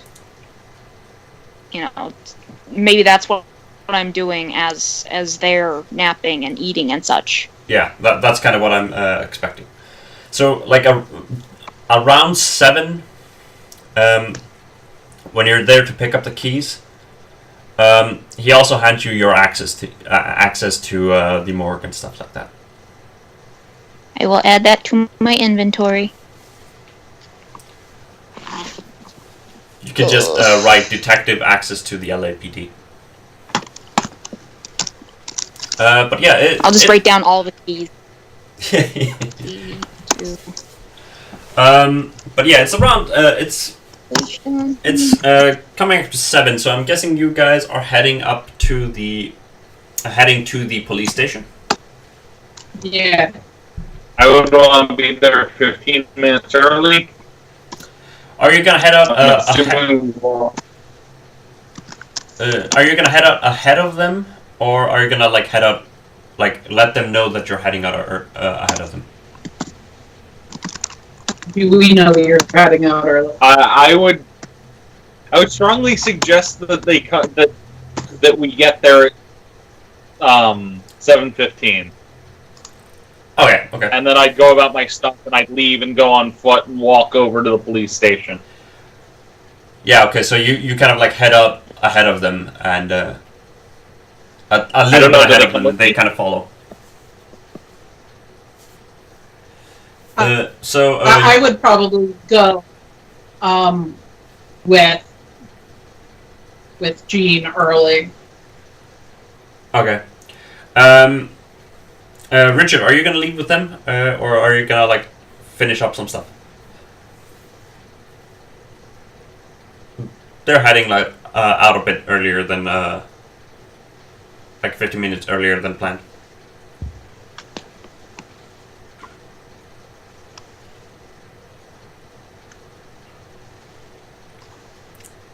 Kellen? I'll just get there at the previously agreed upon time. Okay. Are you gonna take the car? Because the car is like in like at the motel. The police station's actually fairly close, right? Yeah. I'll leave a little bit early in terms of I'm just gonna walk it. Okay, so so you're all leaving like around the same time, basically. But you're probably leaving a little bit after they've gone. So when you're leaving, Jean and Leslie are like almost at the station, basically. And Lisa, so when you are like you've gotten the keys and you're like walking into the front, and you do notice Jean and Leslie arrive at the station, like walking into the front of the station, like where the desks are. In that case, I'd walk up to them and say hello and hand them the key to the building. And say, just basically say that, and I would lead them over to the conference room in which they've been given, and probably then go pick up whatever paperwork I collected about the case for them. Mm-hmm. I mean, you could escort them to your desk. You do note, though, that Richard is not with them at this time. Well, wouldn't they rather be in the... Well, in that case, I would... I'd just, show them the conference room and let them decide where they want to be. Mm-hmm. Because my desk, I would imagine, is, smallest desk, pushed up in the corner, Are you going to take with, the paperwork that you prepared for them? Well, that's the whole thing, is I'm going to get it to take it to them. Because I would imagine while I was doing the key stuff, I would have left it, on my desk. Yeah, so you go and get that. You guys get kind of situated in the conference room itself, and as you arrive and you arrive into the conference room with the files. Shortly after that, Richard, you arrive at the station. You kind of walk in and look around. You don't see Jean or Leslie, or and you do not see Detective Bruno anywhere. Do see a lot of police officers walking about, though. That's actually fine. I will kind of mosey about and listen and look at at them. Just kind of listen closely, see what's being said. There is like a waiting area, like for people like that arrive to report stuff. Are you gonna like take a moment to sit down there and kind of like listen to what's going on? Yeah, people watch a little bit while waiting on whomever. That's actually kind of my intent with this. I was walking, people watching, observation from the outside, just kind of getting everything kind of clued in by myself. Yeah. So I'm gonna come to you again in a moment. I'm gonna check out what Jean and Leslie and Lisa are doing in the conference room while you are doing this. So we're gonna go back to the conference room. Lisa arrives with the paperwork that she has been getting ready for you. All of the information. It's not a very thick, file that she's holding that has all. It's somewhat like it's pretty thin actually. You'd kind of expect more from it, but I have a question. yes. Noticing, going through it when I was collecting it and picking up everything, did I notice anything that I knew about the case just from, different information that just wasn't in the file? Aha. Roll library use. I can.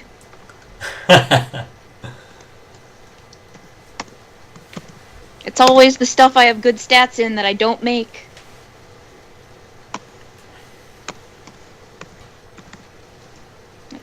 Yep, that's the exact same roll I got last time. Hold on. Let me see if this is a 1 thing again, because I'm suspicious. Okay. It's not going to, but... I mean, it's good to make sure, to be sure, because, you got it 2 times in a row. Okay. Okay, no, I just failed. You do not notice any information that because you do not remember any of the information not being there, so you think everything should be there. Herder. You arrive with the information and you present it to the agents. It's probably then that I noticed that there's one missing. Yeah. And I, ask about that. Is Agent Barden not joining us? At this point, Gene looks down at his watch. What time is it? You're right at 7:15. It's just it's a couple of minutes past that. Like 2-3 minutes past that. I stick my head out the conference room door. Can I see the entry waiting area? Yes, you can. It's not like you can't see like the whole area, but you can see a little bit of the door, the door into the station itself. And I'll see him out there. Roll for me. Spot hidden.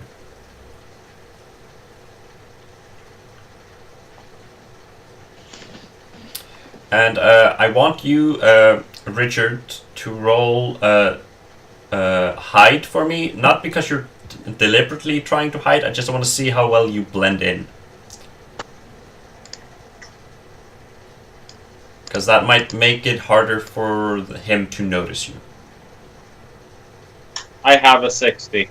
Yeah. You don't have anything in hide, so yeah, you do notice. You don't notice him right away, but you do notice, you look out for a while, and then you notice him walk in to the station, and he kind of looks around a bit in the waiting area, and he takes a seat in the front. And you kind of Roll psychology for me.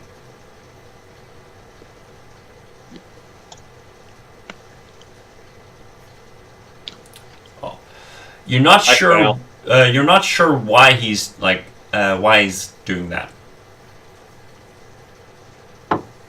So, But you did notice that he didn't walk up to the desk and ask like one of the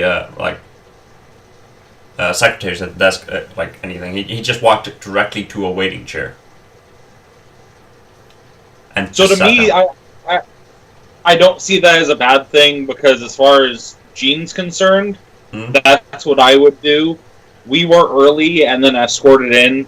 If she didn't notice us and bring us in, I would have just sat down and waited until about 5 minutes of, and then said, let them know we're here. Mm-hmm. So I don't see anything odd or disrespectful to that, but I do sort of reach in the conference room and go, he just got here, I'll go get him. And I walk out and go, Richard, you're on time.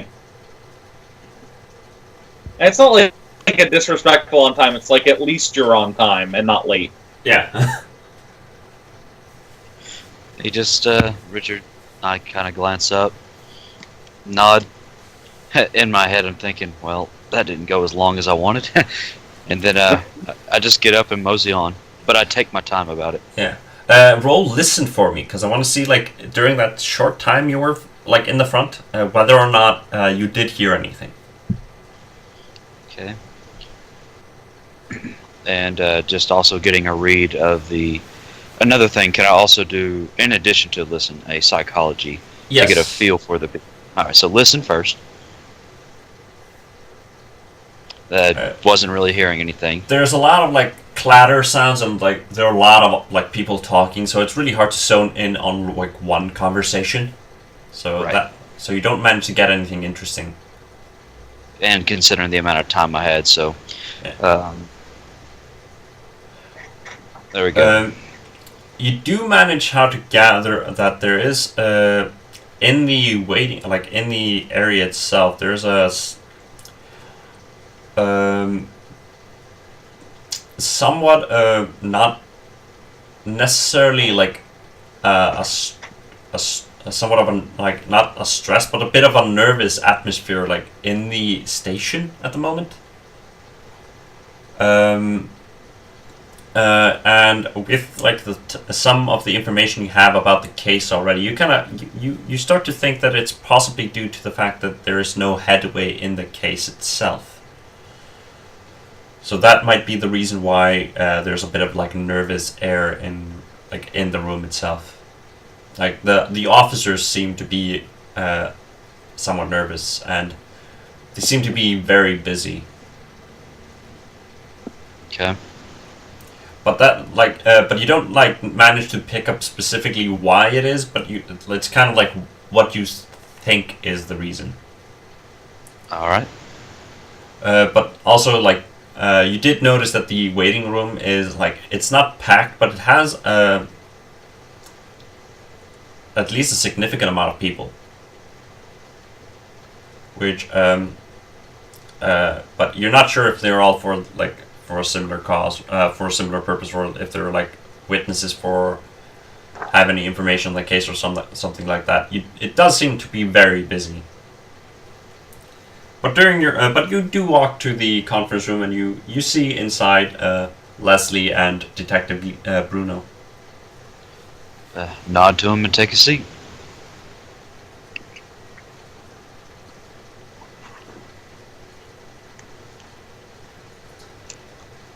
Now, you have a file that is somewhat thin. It is thicker than the files you guys received from the FBI, but it's not, like, a lot. But it's not significantly, like, thicker. Like, you guys got, like, only a few pages. We're talking about maybe 5 or 6 pages worth of information. This seems to be, like, maybe double that amount.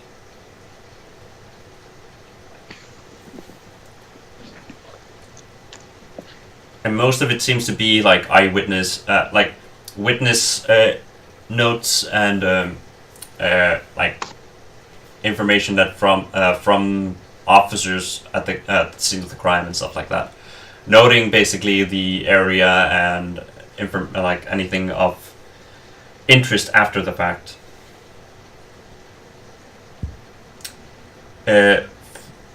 From initial glance through the file, it doesn't seem like you find anything that kind of stands out, with the other than the stuff that you already know. One thing you do notice, however, that on one of the people that have been noted to have arrived at the scene, one of the first to arrive at the scene was a reporter for the Los Angeles Herald-Express named Aggie Underwood, and she took a few photos of the crime scene itself, several photos of the corpse. But are those the photos we have? No, you have photos from official photographers from the police. There are photographers that specifically were contracted for with the police that go and take pictures of corpses and date them and stuff like that. That's just one of the one that took the photos on the file itself is Question. Yeah. Was her camera seized? I mean, did she manage to get away with the photos, or was her camera seized as evidence and put in evidence lockers? Her camera was not seized. Oh. Have these photos been printed? Or I assume these photos have been printed in a newspaper of sorts. Let's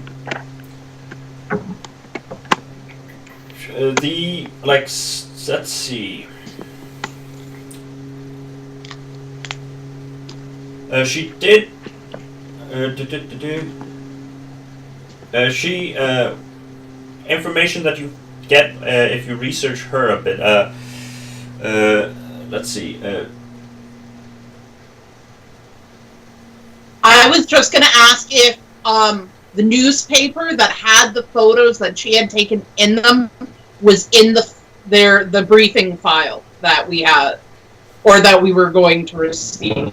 If the police had that information. So and one of the things you do realize about her is that it's one of the information noted about her because she was found in the crime. She is frequent at murder investigations. She does take she does a lot of stories about them. The pictures themselves that were taken of the body seem to have not been immediately they have not been immediately printed, at least. Whether or not the police is halting this or not is a question, but it's also a question whether or not the Herald Express want to publish these because these are pretty gruesome photos. You can see on the let's see. I'm gonna send you guys an image of a few of the I'm gonna send you at least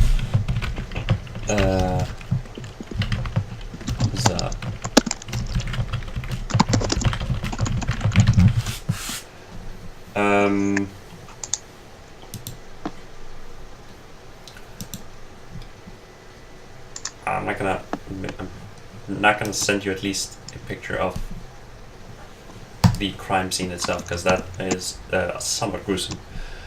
But I'm gonna send you a picture of the deceased person.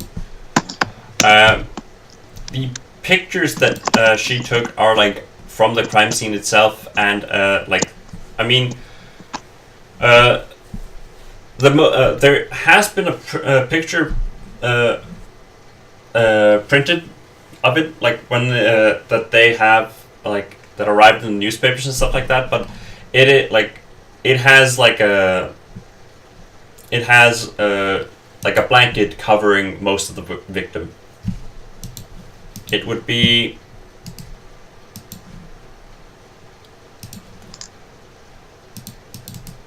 That would be this here.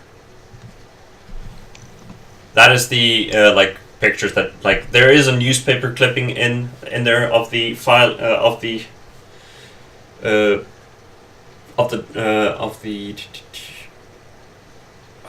news the article that she wrote, and that is the picture on that, which I'm sending you.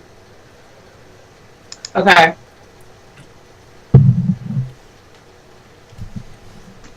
I'm going to here.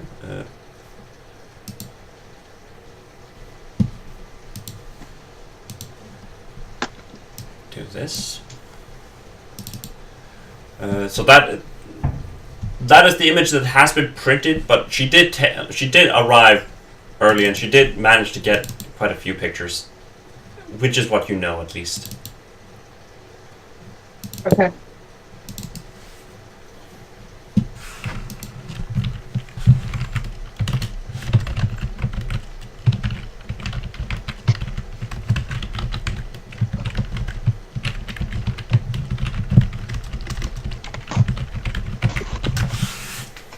And let's see here. I'm gonna do.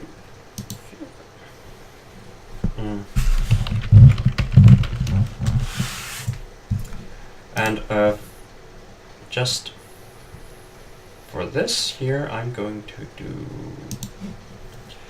But I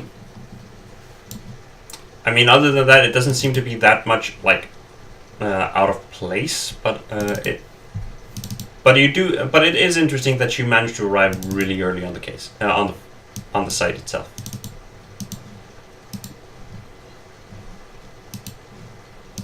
So, But Does sort she of. live local? but yeah, I'm displaying the image on the recording that I have, but that is the image from the file that is the image in the newspaper clipping that you got. Does the reporter live locally to the crime scene? No, she does not. Is there anything around the crime scene, just like any businesses, any like what you said it was the site of them building new houses? It's an Is there anything? underdeveloped location of Los Angeles. It's underdeveloped basically. But There's nothing there that would interest a reporter for any other reason. No, it's basically at the time of the murder, it's a neighborhood that was largely undeveloped. Yeah.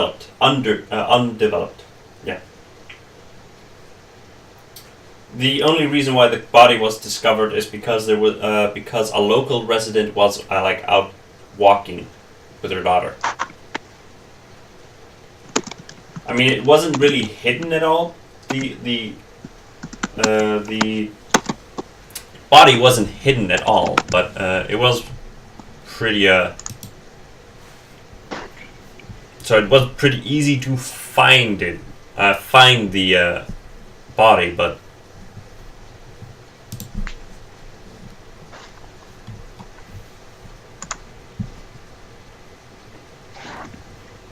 But one other thing that you do notice, though, that there is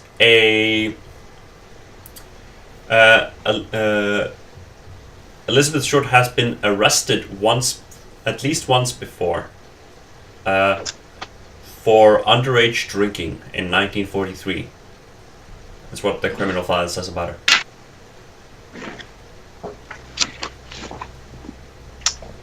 What's the location of her arrest?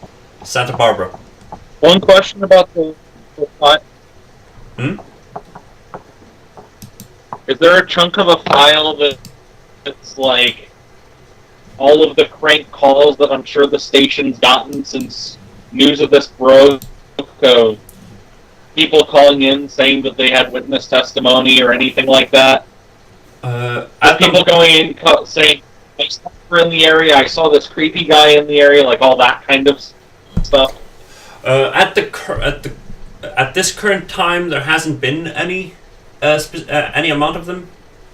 So there's been like a there hasn't been like any like obvious at least calls about the like this case in particular at least. But can we look at the witness statement? The woman who found the body and reported it. Yeah. The witness statement states that she was walking with her daughter around 10 a.m. in the morning, just like with her 3-year-old daughter. And this would be, let's see, this is on January 15th that this happens, which would be... trying to figure out if this is a weekend or not. 15.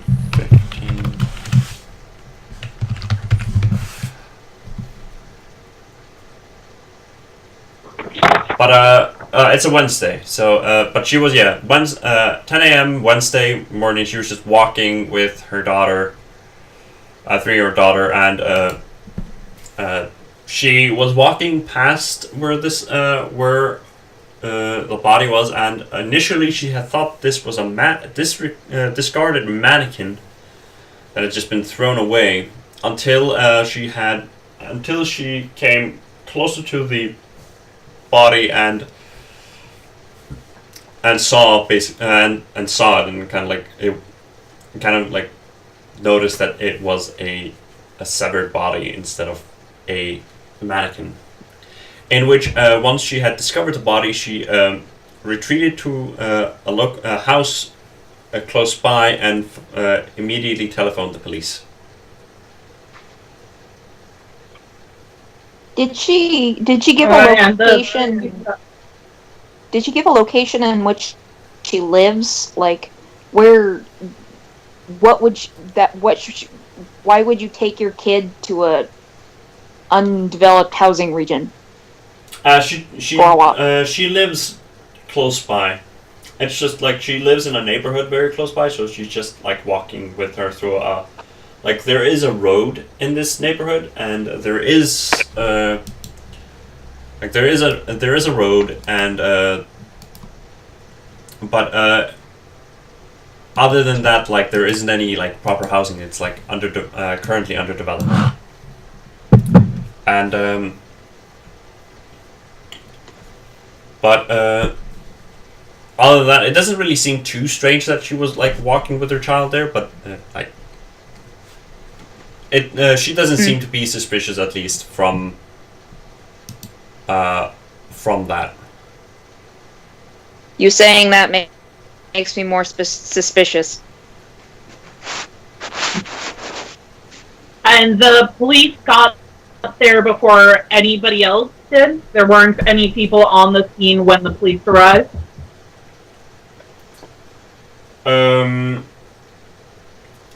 Like there was a bit of like people when the police arrived, but like other than that, she managed to call pretty early in the morning. I think the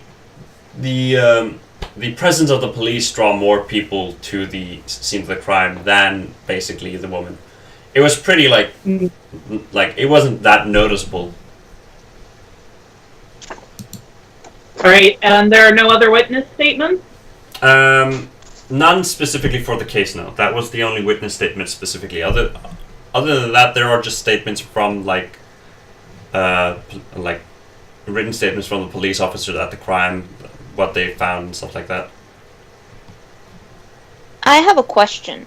What is the name of the company that is renovating these houses, or the name of the company that owns the property in which she was found?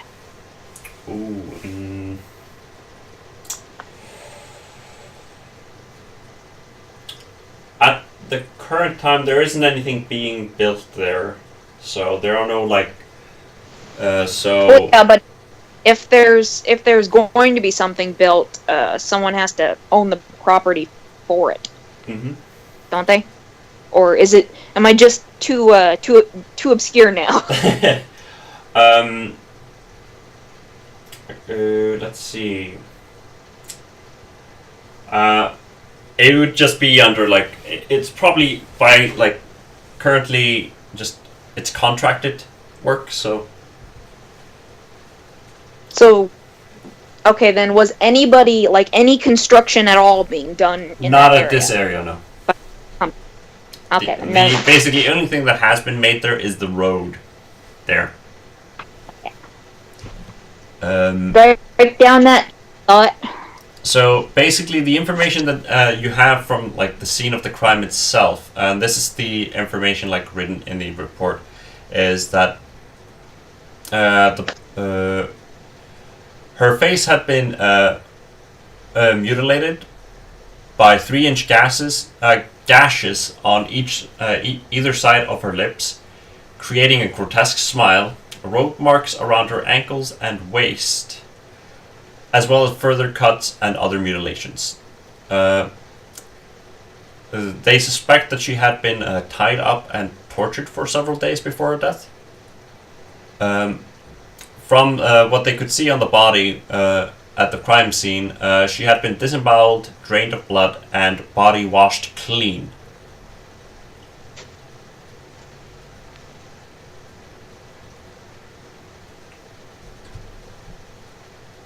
Were her guts missing? No. They were tucked. They were basically tucked away, like under her body. Mm-mm.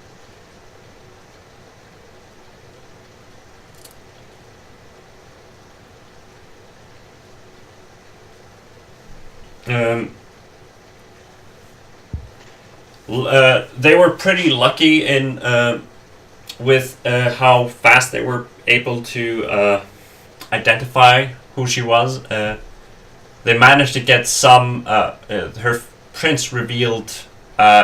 This is not news that is known for the public at the moment.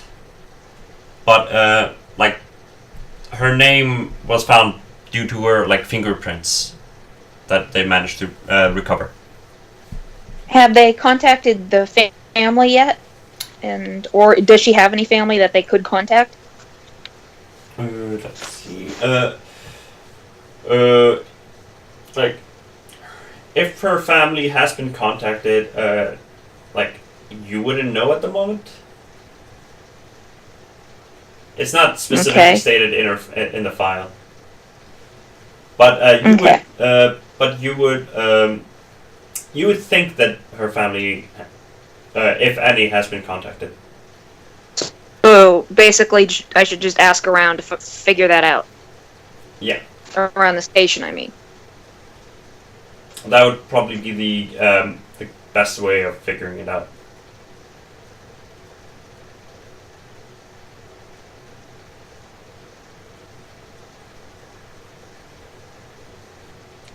So, what is there anything else you want to gather from this? This is like you wanted a debriefing with the police chief, correct? Yes. So, let's see. Just before you head there, you do realize that she did not. As Lisa, you managed to gather information that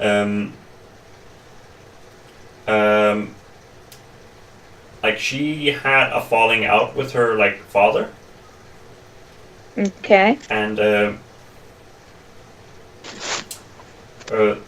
her mother has been contacted, but other than that, you do not know. Okay. But yeah, any questions you want to have before you go into the debriefing?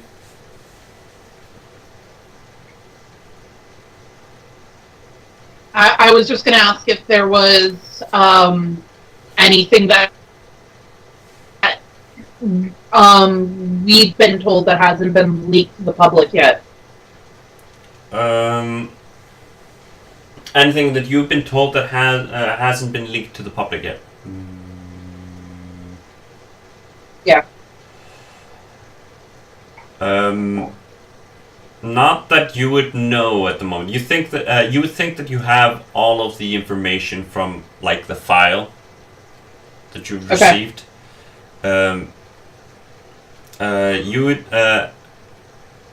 would know that if they like if this was like not all of the information, they'd probably be obstruct the like other officers would probably be trying to obstruct you and obstruct the investigation, and you would also know that that is illegal. All right. So whether or not this is all the information, you would think that it's all the information, but you would have to like, if you want to be 100% certain, you would have to do some pretty good investigation work on the station itself. It wouldn't be, let's just say, it wouldn't be very easy for you to figure out if they are holding something back from you. Not from us, but for like. Does the police have information that they haven't given to the public?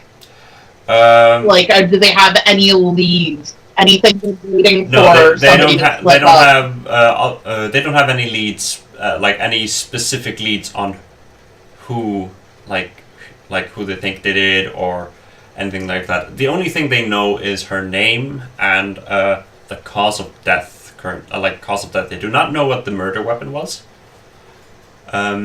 They basically managed to keep the name hidden from. They haven't revealed the name yet to the public. All right. Currently, like in the newspaper clipping that you have, is the basically article says like sex slaying victim found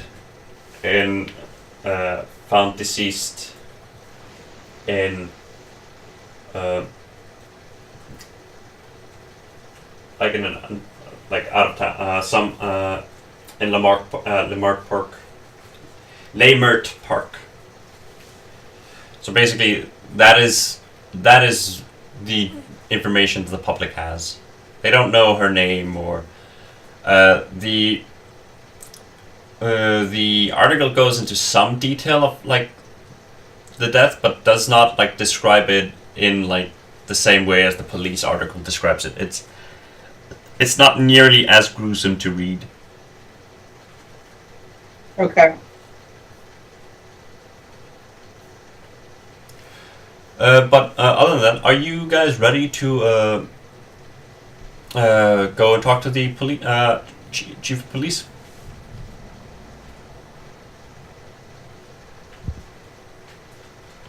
Yep. Okay. Would I be invited to that? Like, I would imagine that. That would depend on the like. You'd be showing them, and you are tasked to assist them. So you would. It wouldn't be unnatural. Like it wouldn't be unexpected of you to be there. So I'm not. If I show up, I'm not going to get dismissed. No, you would not be dismissed. Okay. In that case, I would. It would if be, I was leading that office, it would be kind of continue to. It would be in kind of bad taste to dismiss you when you've been ordered to show them around and do stuff. That's true. One moment, please. The chair is disagreeing with me. Lisa takes you. Detective Bruno takes you to the chief's office and knocks on the door, and you wait for like a good minute before you hear him call. It's open.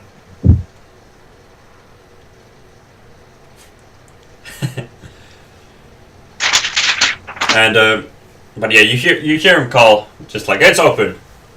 Enter. Get in. So I still knock on the door politely before opening it. Yeah. And you just hear him like and kind of add to it.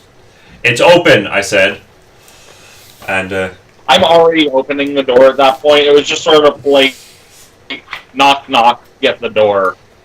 you see the chief kind of like he was obviously writing something, but he's like looked up after like the second knock was done, and he obviously looks obviously annoyed.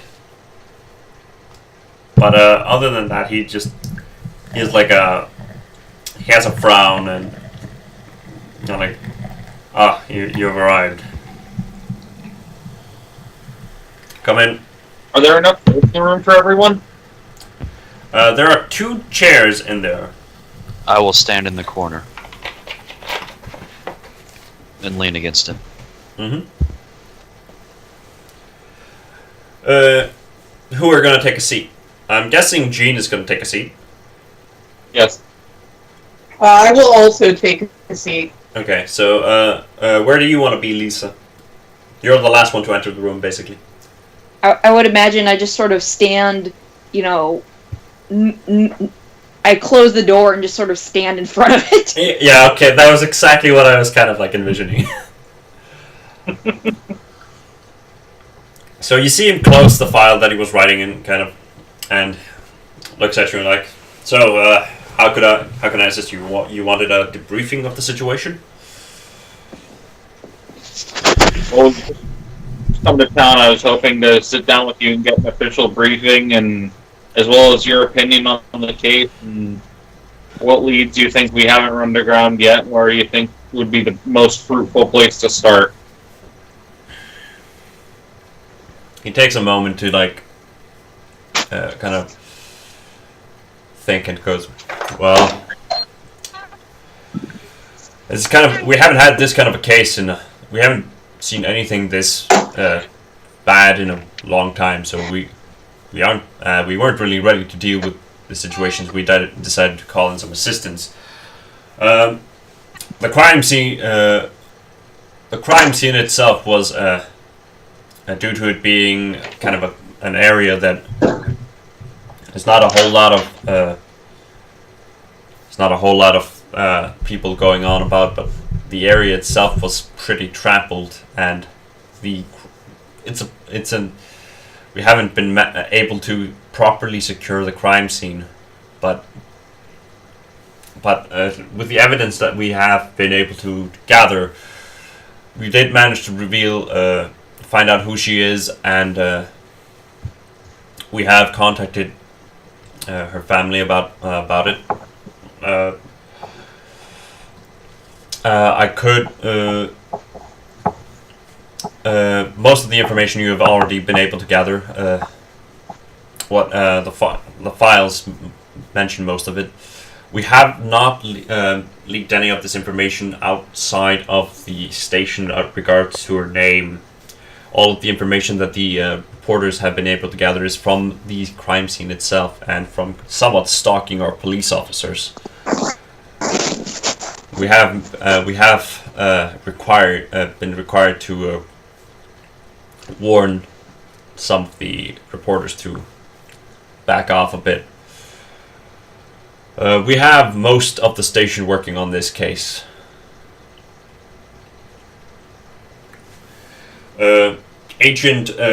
Detective Victor Richardson is currently overseeing the case itself. With me, he's basically overseeing it for me as the investigation goes on.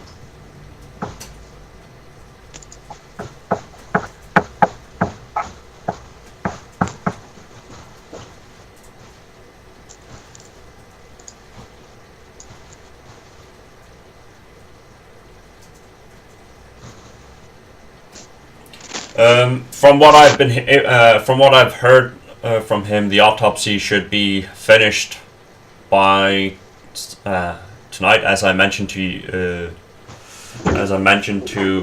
the one that called me, he looks at Eugene, which I guess was you, and You will be able to access the file as soon as possible. Regards to her autopsy.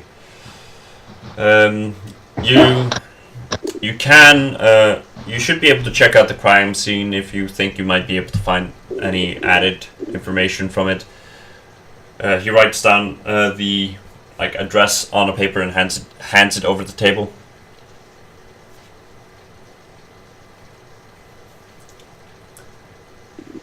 And but he also kind of like, oh, did Skype just go? Could everyone hear me saying that? Because I'm okay. I'm still here. Yeah, I can hear you. Okay, good. I'm just making sure that it might be crapping out a bit for Michael and yeah. Okay, And there they went. Okay, Should we hang up and call again? you should be able to invite them again to the call. Well, it says they're still on it. Oh. Michael and Brianna, you back? Yeah, sorry about that. Oh, it's okay. Just making sure that you were here before we continue. But yeah, he kind of he also kind of like he somewhat frowns and says, we haven't seen a murder victim, like a murder that displayed like this. Some of us have begun to suspect that this may have been done in. This might be a ritualistic murder with some sorts of cult connections, but mostly due to the way that the body was presented when it was found. But there's no concrete evidence for it. It's kind of it's the rumor that's going on around the station. Most of the some of the officers are somewhat nervous about how things are going, especially since we haven't had any leads since we found the body. So I'm hoping that you can kind of turn things around for us.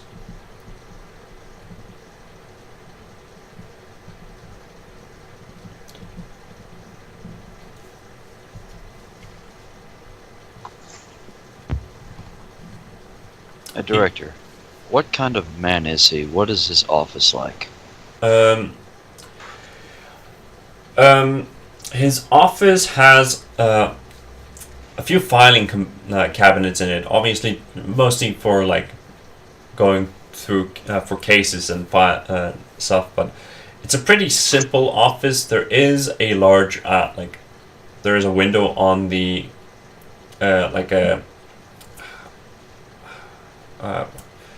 I forgot what the word is, but he has like a window on his door that is not easily like you can't easily see through it,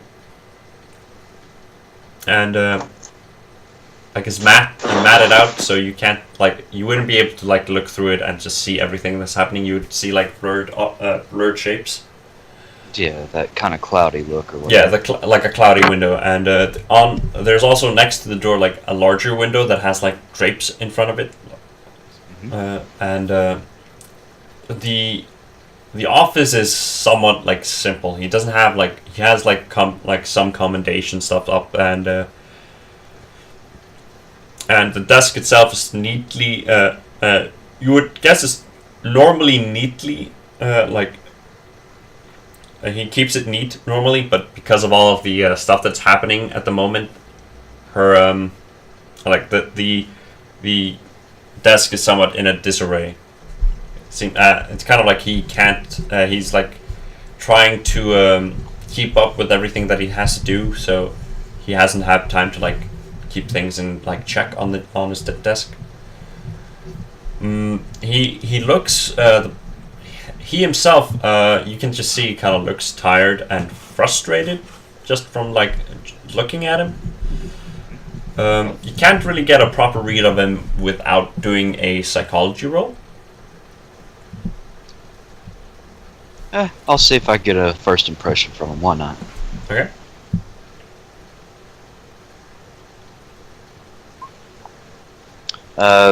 Barely missed it. Yeah.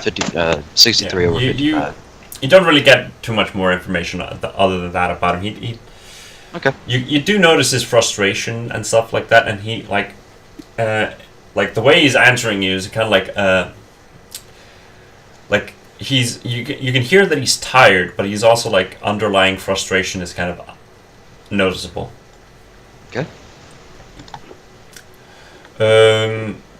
Leslie, you can actually roll for this as well because you kind of specialize in this kind of stuff.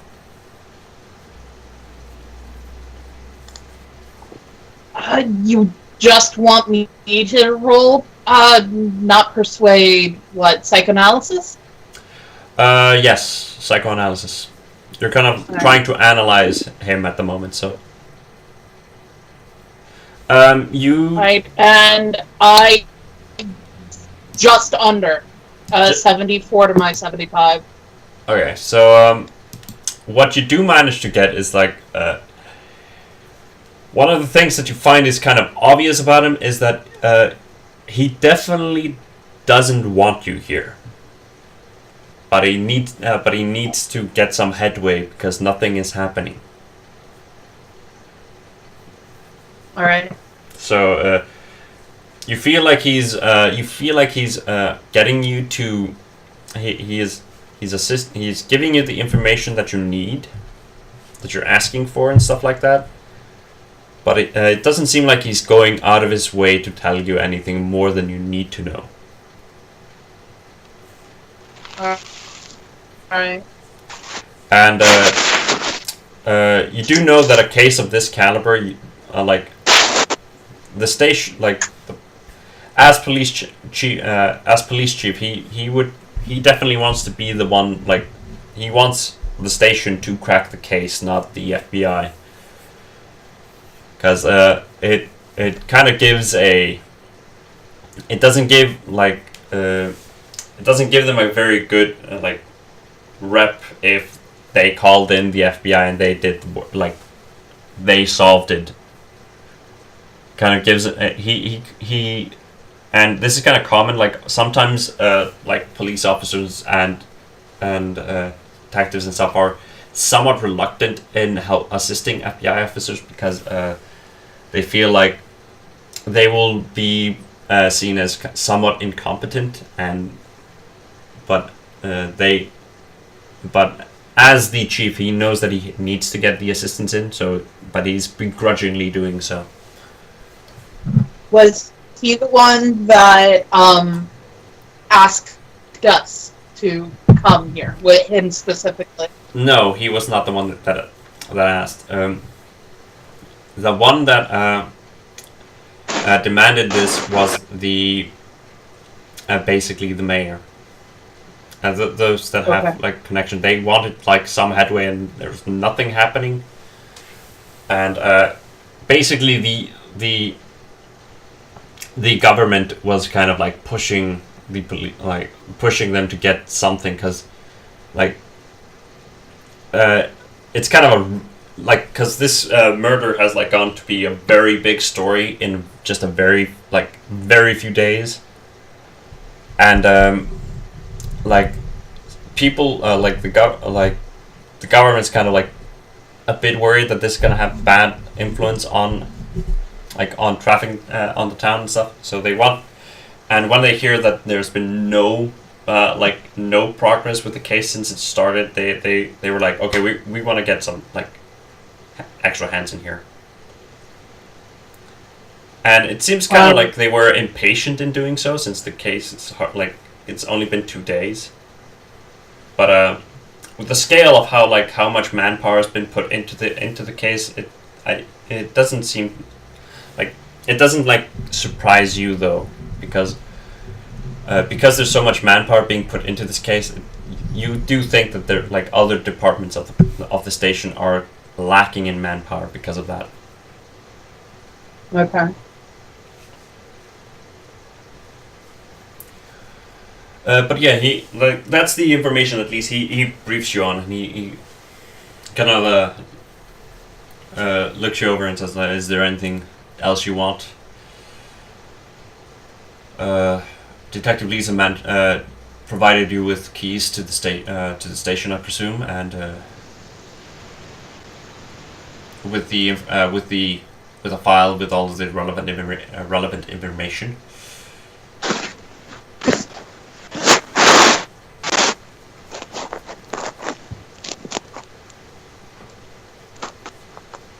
Do we have a list of names available of any contacts and confidants of the victim?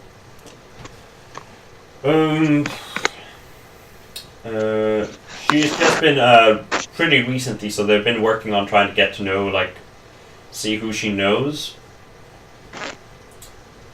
Let's see. Would they have the number of her mother since they called her to contact her about it?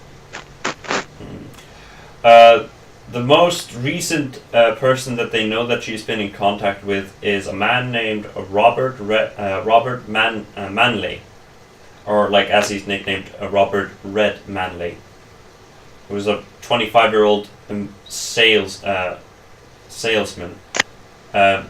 Interestingly enough, he is married, so he was most likely having an affair with her. That is just information that they've discovered about her specifically.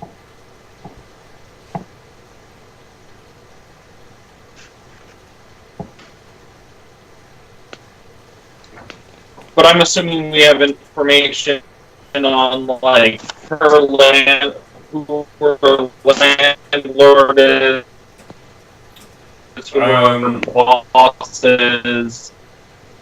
You haven't let's see. You do get information about where she was staying and who her landlord is. Let's see. I'll give you the information here. The chief kind of looks on and says, the last sighting of her was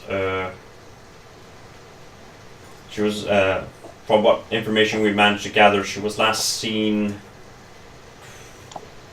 on January 9th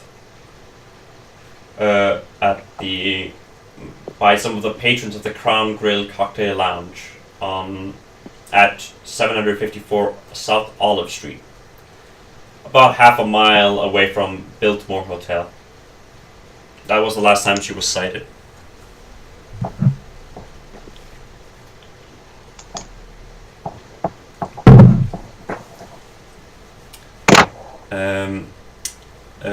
Richard, can you roll for me spot hidden? This is because you specifically wanted to check out his office. Okay. Nope. Oh, you do not notice anything out of the ordinary here.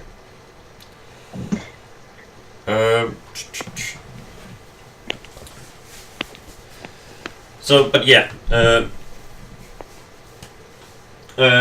This is information that was not in the file that you had. This is something you would know. But yes, what did you want to know, Michael? Can I see if I can spy what he was writing when we came in? That you can. You can see the file that he was writing. He has closed it, but you could probably see something. So roll spot hidden for me. I have a 60, so I passed with 41. Oh, you rolled it? What's that? Did you roll it? I don't see the roll, at least. I rolled a 41. Okay. It might just be delay here. But, Probably. let's see. You do manage to see that there's a file on his... the file that he was writing in.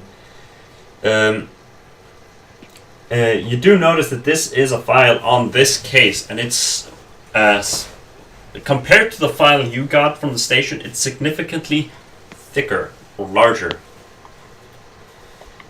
Which mean, so he's probably been gathering some information and writing. Yeah, there I can see it.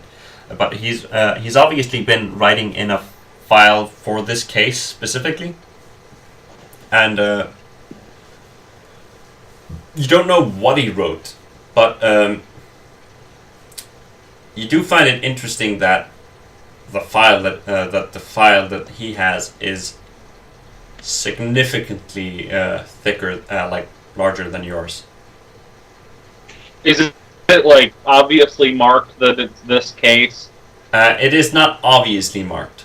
You you basically just notice it like kind of as like there are files kind of jotting a bit out of the folder. You kind of just notice that the like that some of the like text reference the like some of the bolded text is referencing the victim. Many of the files reference to Elizabeth Short as the short girl.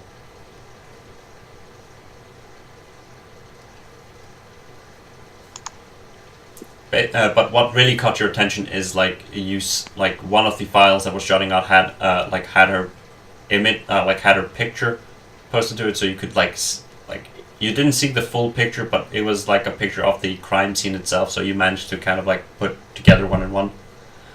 That this is probably this case, but he's obviously not showing making an effort of showing you this or telling making it obvious to you that this is the case itself.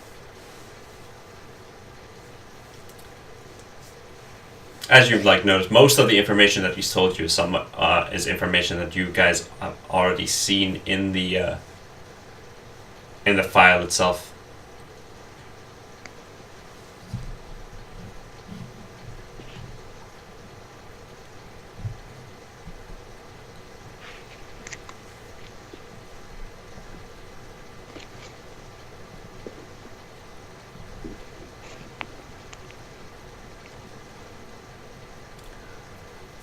But is there anything else you want to talk to the detective, to the police chief about?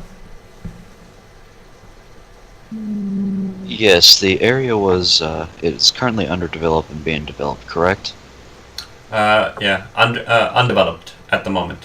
So Undeveloped. Yeah. What is the vagrancy situation like over there? Homeless, shanty towns, anything like that? there hasn't been a lot of reports on homeless in the area. So, I mean, there's always going to be some a couple, but not to extent to the same extent as in downtown and stuff like that. There's maybe, but there were none close to the scene of the crime, at least. At least that anyone saw. All right, thank you. Is there anything else? I got some work to do. So Gene sort of just leans on the desk a bit, head in his hands. And he knows he's seen the file at this point. He knows that there's probably more information he's telling. But he just sort of leans his head in his hands.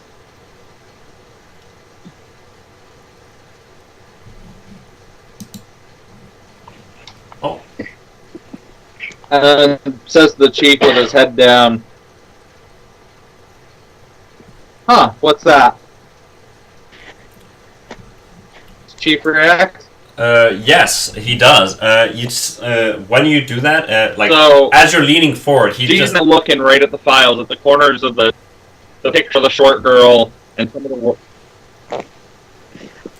So basically, when you do that, he, first when you just lean forward, he's You cut out a second. Oh, okay. So first, when you lean onto the table, he just the others Leslie and Richard and Lisa. You can immediately see that the chief kind of he sits up and he's you see him obviously he obviously becomes agitated, somewhat agitated, just mostly because he's like you would think that he's anyone would think that Gene's being somewhat disrespectful as leaning onto the chief's desk. But as soon as you mention the file, he just like you hear him someone just like sigh and just like and let's see. You holding out on us, Chief? File looks It's like my- a hell of a lot bigger than the one you gave us. It's my file. It's the filing, including all of the including the information for the case, and also including information regards to permissions regards to the permission slips regards to the case, such as what equipment is being signed out to the field, and who is managing the autopsy and such information. Not something you need for the case. Oh, come on. Since you're telling Lisa me that was the file. since Lisa has been, like the office, file stooge for forever now, would she be able to smell the bullshit there? Oh, let's see. Let's see if you can. Gene, you can also roll on this. Let's see if you guys detect the bullshit. Now, Which role would that be? I'm going to... Please don't say library use. It's not library use. Let's see. You are trying to detect if he is bullshitting you, so you would need to... I would think that... Well, not if he is bullshitting me, but if, like, what... Well, I guess it would be if he is bullshitting me. Yeah. But also, would I know, like, if that kind of stuff Is that is proper only for the procedure? chief's eyes? So I'm going to have Gene roll for psychology. While you, Zia, Lisa, I'm going to have you roll for something else. I'm going to have to open up your character sheet real quick here for myself. And yeah, you're going to be rolling. You're going to be rolling intelligence here, just pure intelligence. It's intelligence times 5, so that would be. Okay, what You're basically. what do I roll for that? It's you just roll a d100. You have a 75% chance of getting this. Oh, why did you say that? No, I'm not gonna get it. Gene, you managed to you make your psychology. Look at that! I told you. Psychology. I mean, it smells fishy, but there's nothing like you feel like you don't want to be disrespectful at this point. Well, But, I totally know. I just can't say anything because he's my boss. Yeah, but Gene, you do smell that. You smell his lie. There's some lie going on here. And you feel like even if you try to pressure him, he might. You think that might just cause some added friction. So, depending on how you would approach this matter, you could possibly get more information, or you could possibly make things more difficult for you. But he seems obviously agitated by your remark.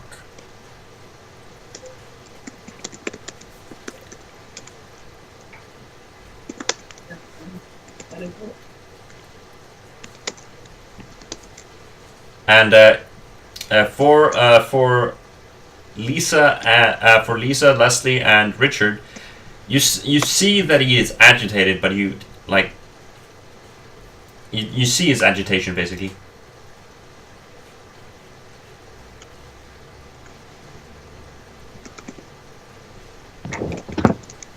Alright, does I look at Jean and I look at or I don't turn around. I look at Jean, kind of eyeing him and kind of looking for a clue if I should say that we're done here. Or if we should press on. So I want you to roll psychology, and I'm going to see if you make it. And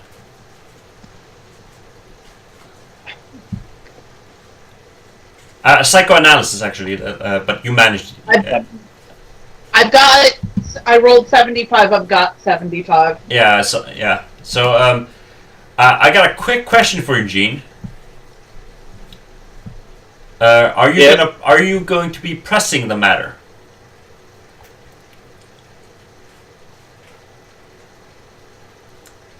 I don't press the matter yet.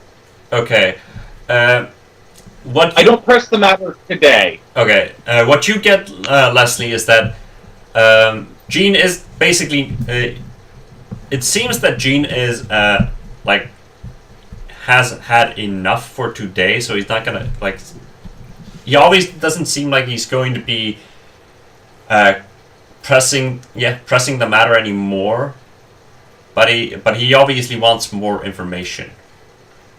So you do think like if you wanna like this might be a good time to just be the one to stand up and say, okay, thanks for the information and leave.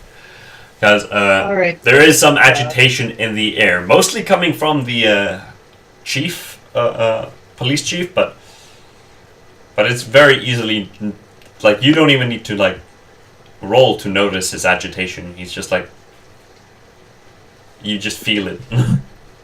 He's agitated. We can tell. You can just feel that he's just you just feel him thinking basically, get the hell out of my office now. If there's not anything else, get the hell out. He's not saying it, but he's obviously hinting it. Well, Okay, I don't. I stand up and thank him Mm-hmm.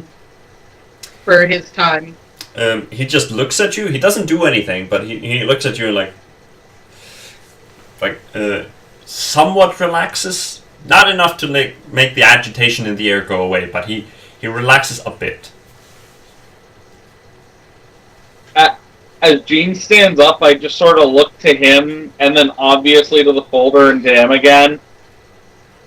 At that point, I just sort of, my shoulders drop, and I just sort of chuckle at him and walk out the door, because this day's just gotten to such an absurd level that Gene's sort of having a hard time keeping it all together. Mm. When you do that, you see that he's obviously he obviously gets somewhat he seems obviously wary of you, so he just like when you chuckle, he just like kind of furrows his brow even more and just like, if you're done, please leave, and please do so quietly. And as you exit, he just like he like as you guys are exiting, he starts opening the folder again, and you. I'm guessing Richard is the last one to leave. Lisa and Richard are the last ones to leave, and you guys can kind of hear like him like mumble something under his breath. If you want, you can roll listen. Well, I would after the other three exit, I would wait a moment to see if like he beckons me for something, or if I'm like get a nod of dismissal or something. I haven't quite left just yet. I had one more thing I was going to do too. Okay. I can roll a listen when the time comes. I've got a 60 in it. Mm-hmm. So you two, as Leslie and Gene are kind of like they are leaving. You guys can do. Richard, you can tell me what you're gonna do. Chief, actually, just one more question before I leave, if that would be fine. He looks at you. He takes his eyes off Gene and just like looks at you. Yes, make it quick. This is actually kind of important in debriefing. We have actually been about 6 hours of dark time. Has there been any form of breaks or information within the last 6 or so hours while we were on our flight?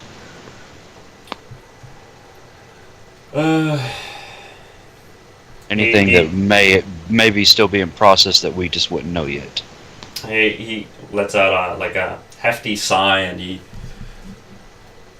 takes a moment to think, and he goes, other than the fact that we figured out that she was probably dating a man, she was probably connected to a man that's having an affair. Other than that, not a whole lot. All right. And at that point, he just like, kind of just like, now please leave, and he starts to look down into his file and start writing. And Alright. you're walking out, so I mean, this is happening at the time that you are walking out, and Lisa is walking out. So and Lisa is standing in the door. So I want you guys to roll listen for it, Lisa and Jean and Leslie. You can roll for it, but it's gonna be with some disadvantage since you are outside already. Oh, wow. Whoa. Oh, so Richard, you can make a check at your listen check. Cool. Oh. And I'm standing right there and don't hear a thing. You do not manage to pick up what he says. Get a heart, I think. Lisa's not I- having a good day. Yeah, I've got I think Richard beats me, but I've got a 22 out of 60. Yeah, you managed to hear this. Nice. I'm giving you a penalty of minus 20 to it because you're outside, where all the clatter is. If Gene wants to roll as well, he can.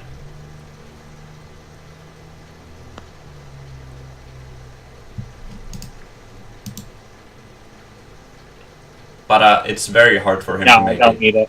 Okay. So, oh yeah.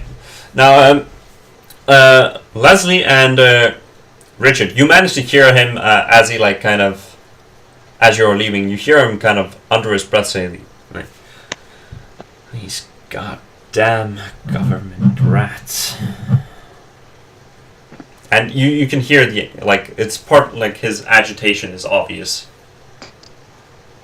This is not meant to be heard by anyone, but you managed to like, just barely hear it under, like, with all the sound in the area. What was that again? These What did he say? These goddamn FBI rats, government rats. He's got them. Yeah, rats. Okay. This kind of like And I just seals the deal for you that he doesn't like you. wait in his office for a minute, like to be dismissed or something. Yeah. You wait there for like a minute, and like in about a minute, he stops writing and looks at you and says, "Get the hell out, Bruno, detective." And she nods and gets the hell out. Normally, he would have probably just like told you, like said normally dismissed, but he's obviously just like really agitated right now. Well, he gets angry at me when I do that anyway. Yeah, I mean he usually doesn't swear like that, but yeah. So, She's just too polite. She can't do it.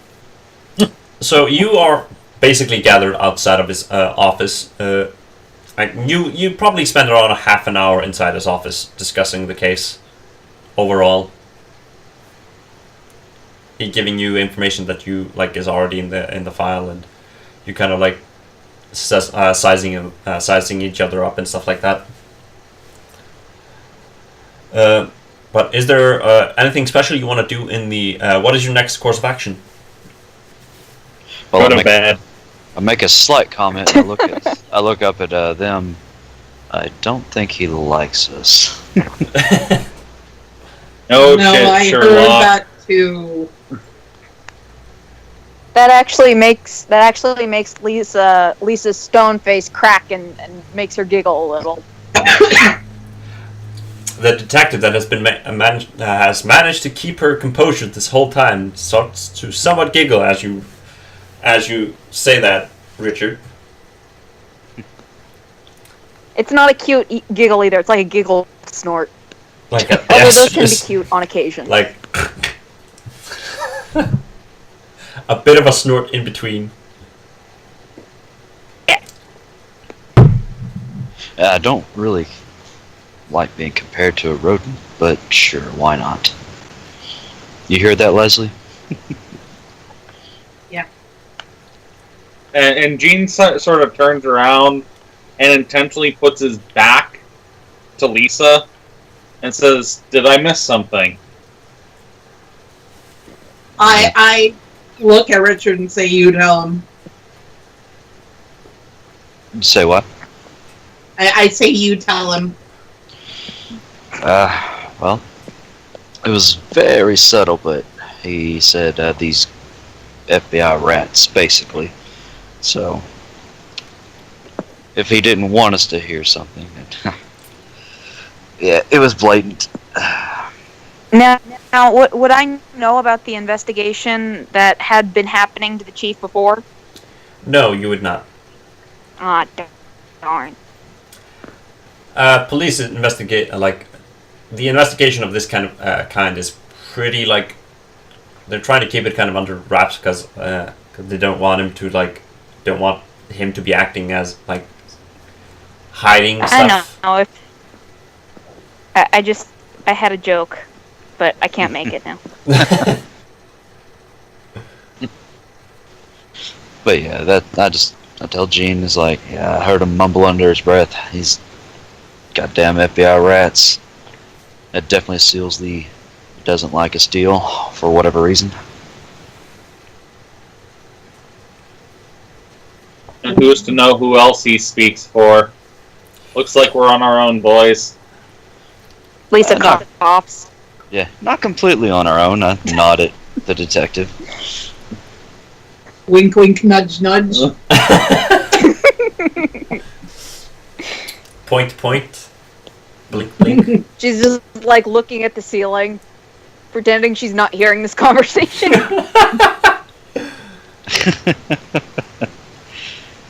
I'm not surprised, really. How would you like anyone somebody... insult my chief of police? Well, Lisa. At this point, Gene isn't really convinced he can trust Lisa at all. Mm. You know, I have no way of knowing your relationship to the chief. Mm-hmm. So that reaction sort of tarnishes my relationship with you as well. It's okay. Secretly, she's still debating on whether or not she should actually report in as a spy or actually try and help you solve the case because it looks like the cops aren't. That's why my comment could a- actually be taken both ways. Mm-hmm. Having a moral debate inside of her mind. Do I help and do FBI police work, or do I not help and they just won't do anything?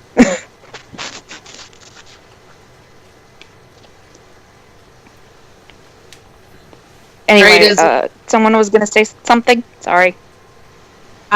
Is it time to hit the hay?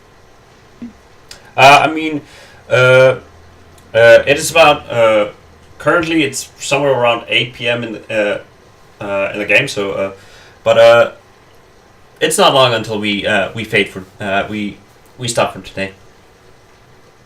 We're probably stopping very soon. It's So just my point was, we've had a very we woke up this morning not knowing about this murder, and now we've flown for hours.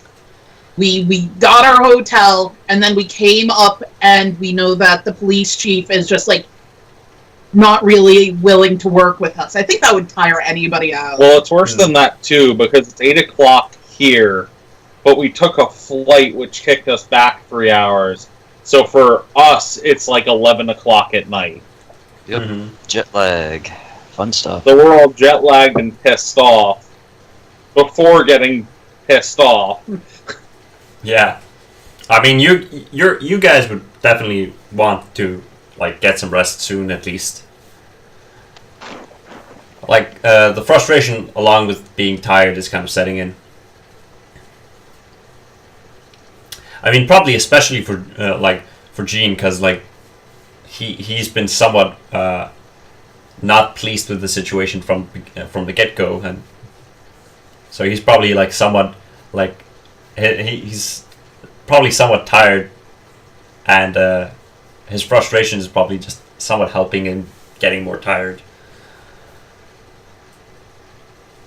Well, I know Richard will be like, Gene, Leslie, detective, if that's all for the evening, I'm going to head back to the apartment, or the hotel room.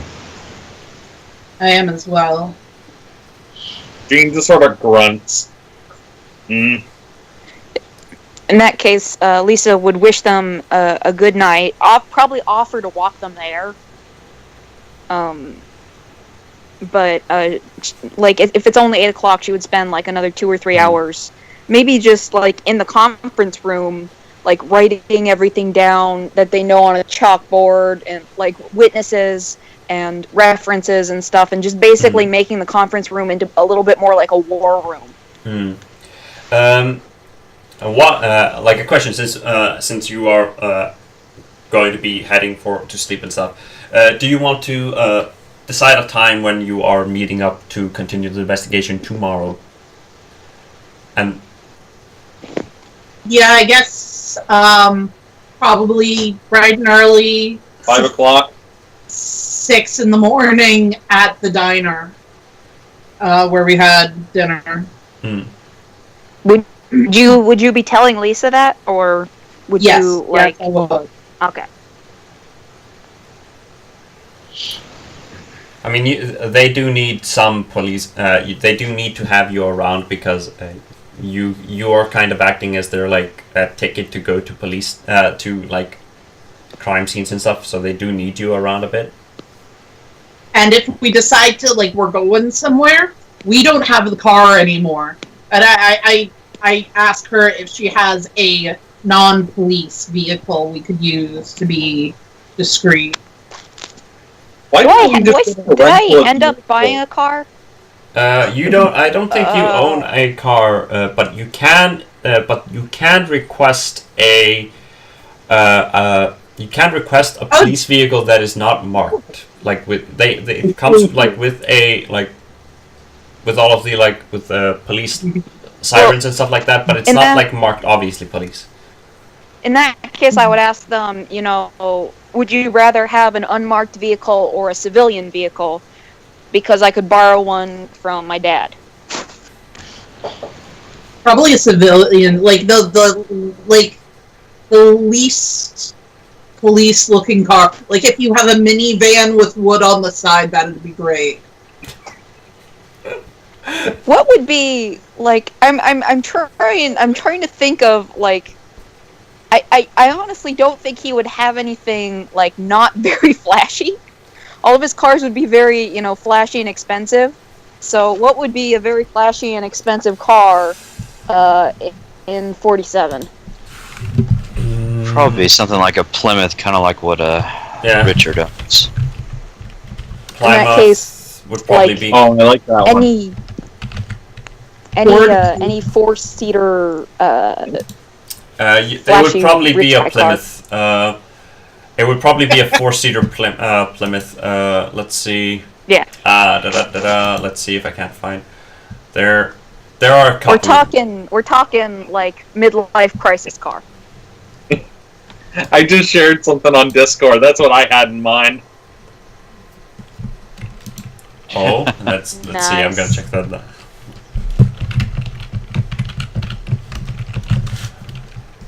Let's see what. Yeah.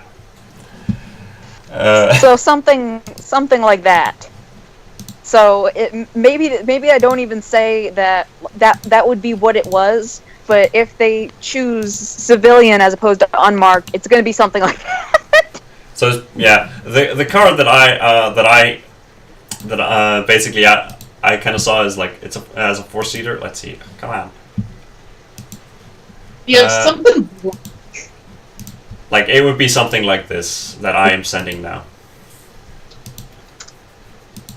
Because it's that would be a 4-door Plymouth. Yeah, I mean, and it's pretty flashy. Well, I would go with the red one since Red. It would probably be like the red color, but like it would probably look more towards this one because the other one is a 2-seater. Yeah. The little what's it called? The vanity, the thing on the end. It would have a little vanity boxing glove. Yeah. So we're going for flashy, huh? I mean, that's just her dad's car, so that like I got this civilian car, Yeah. and She doesn't really describe it's not it to my you. car. What can I do? She doesn't It's really what I have describe access to. it. She doesn't really describe it to you, but she says like, I can get like my dad's car, and you're like, I mean that's civilian, so yeah, we can do that. So then you'll see it the next day, and you're like, oh dang, it's way flashier than I expected. I love it. Let's Yeah. do it. So we're all like, oh, that's awesome. That's Yeah. like a perfectly normal car. Yeah. Of course, in LA, that might be normal. Fair enough. But It for could- us who's FBI, usually, hey, does it come in black? Yeah. Yeah. We're all thinking, oh, that's nice of her offering this car, and the next day it's just gonna be like, whoa. And of Oh, course, well. Lisa has no idea like how expensive or flashy it is because she doesn't drive a car; she rides a bicycle. What does she know Yeah. about cars? That's awesome. So yeah, the car is going to be somewhat flashy, but you guys, you don't know that until the next day. Perfect. So for now, you plan to meet around 6 a.m. the next day. 6 a.m. on the 17th of January.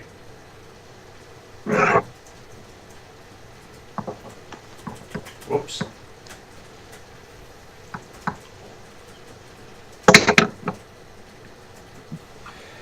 You decide to head back to your motel for now and kind of rest up, get the weariness of the flight out of your system, and gonna get ready for a bright and early day the next day. Lisa, you stay for. You decide to stay like at least two more hours in the at the station. Yeah, kind of setting up and getting stuff ready. Basically, yeah, making all the information we have, so you can see it just from sitting down, and just like on a chalkboard or on the wall or on a corkboard or whatever. Yeah, and as you just kind of finish up doing that, you notice that it's around 10 p.m. and you decide to head home somewhat early compared to normal because you got a bright and early day the next day. Yeah. And it's been also for you, even though it's like compared to the FBI officers, it's been somewhat of a long day for you, having to deal with a lot of the to deal with all of this new stuff. So you decide to head home, and you also need to procure the car. So you probably talk to your dad as when you arrive home. Yeah. And just like give him a call and have one of his friends or people drop it off in the morning in front of my house or my apartment building. And you all decide to rest for the evening, and that is where we are going to stop for now. So this was the first episode of Unsolved, and it's where the case is the werewolf murder. So I think it started off somewhat slow and a bit rocky, but that's okay. It's the first time first session, so we're going to be somewhat awkward in the beginning. I think we got I think it was an okay start for the story, and we kind of got an idea of what kind of characters you guys are playing. Definitely. And it'll definitely build up now that we have been briefed and we're out and about in the world. And also for your characters knowing that the police chief doesn't like you at all, especially now because Gene's been a great help there. Gene's a crotchety old fart. A little bit. It's going to be interesting seeing the party dynamic evolve as we go and try to solve this unsolved case. Now, as a curiosity question, because I'm pretty sure you guys know what case this is. What case, a real life case, is this?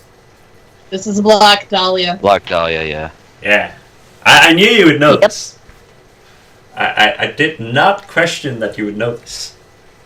I will say, though, the only reason I know what the Black Dahlia case is because of L.A. Noire. Hmm. L.A. Noire is awesome. I had a serial killer obsession in my teenage years. I've spent some, like a decent amount of time researching this specifically to try to find out who I should have as the, like, who is the culprit. I'm not gonna say it's the real culprit, but it's gonna be the culprit for this case. Right. But one thing I'm gonna do now before I forget is, Richard, we are going to see if you increase your listen skill. Okie dokie. Drum roll. What do I need to do on that again? Can't do a drum roll. You roll. It's like you're rolling for listen, but you want to fail the check. Okay. Time to fail. Failed. Oh yeah, you there was a second there where you were like, oh wait, no, okay. So I want you to roll. I'm gonna roll for you because it's probably gonna be easier because I have it in front of me. Okay. I'm going to roll a D5 increase for you. Okay. And I'm just gonna roll a D10 and half it. So you increase your listen by 3. Hooray. And done. Is there anything special you guys want to get out there before we wrap up? I'm pretty sure I got 0 successful rolls in this game.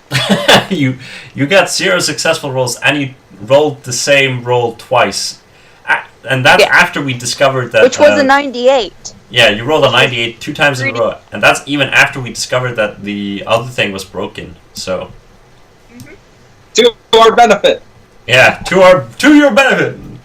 I mean, the only So thing. I think I succeeded my my psychoanalysis 4 times, and 2 of them weren't with the added.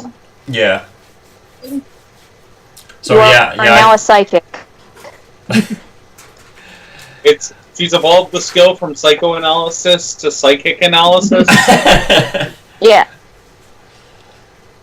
But yeah, one of the things that I find most interesting about this whole ordeal is the fact that, like, I'm the only one not natively English speaking in this group, and it's kind of the thing that I found the most funny thing. But I am an English major. I just started as an English major, so it's slowly coming together. So is that an English major like they call them in the States, or is that an English major like they call a Spanish major in the States? Oh, that's a good question. So I got an English degree. I know a lot about different books and like parts of speech and grammar shit. That's basically what I'm doing. Okay. Oh, okay. I'm learning academic writing and stuff like that, so. Okay. Yeah. So that's why I asked the question. Is in my head, I'm like, do they call that an Icelandic degree? Yeah, I mean, it was a fair question. I was like, whoa, wait, how do I answer this? But yeah, anything you guys want to ask about the game? Was I too much of an old crotchety prick? Oh, it Yes, works. but we loved it. I did enjoy it for the character, that yes. should be his, like, the minute something starts to annoy him, he just switches into that.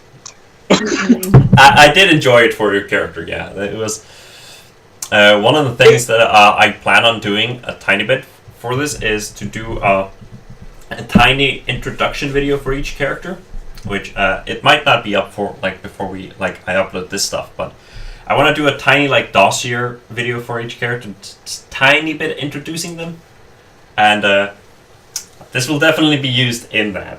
It's gonna be describing them. It's gonna be maybe 5 minutes long, probably shorter than that. So yeah, Could like you knowing this. Sorry. I was just gonna say, could you feel? Did I put enough awkwardness into Lisa? Could you feel the awkward? Yes, I did. I think you did put a good amount of awkward into her. Good. I was really afraid I was channeling my inner baby boomer a little too far, because in my head I'm going, feckin' millennials.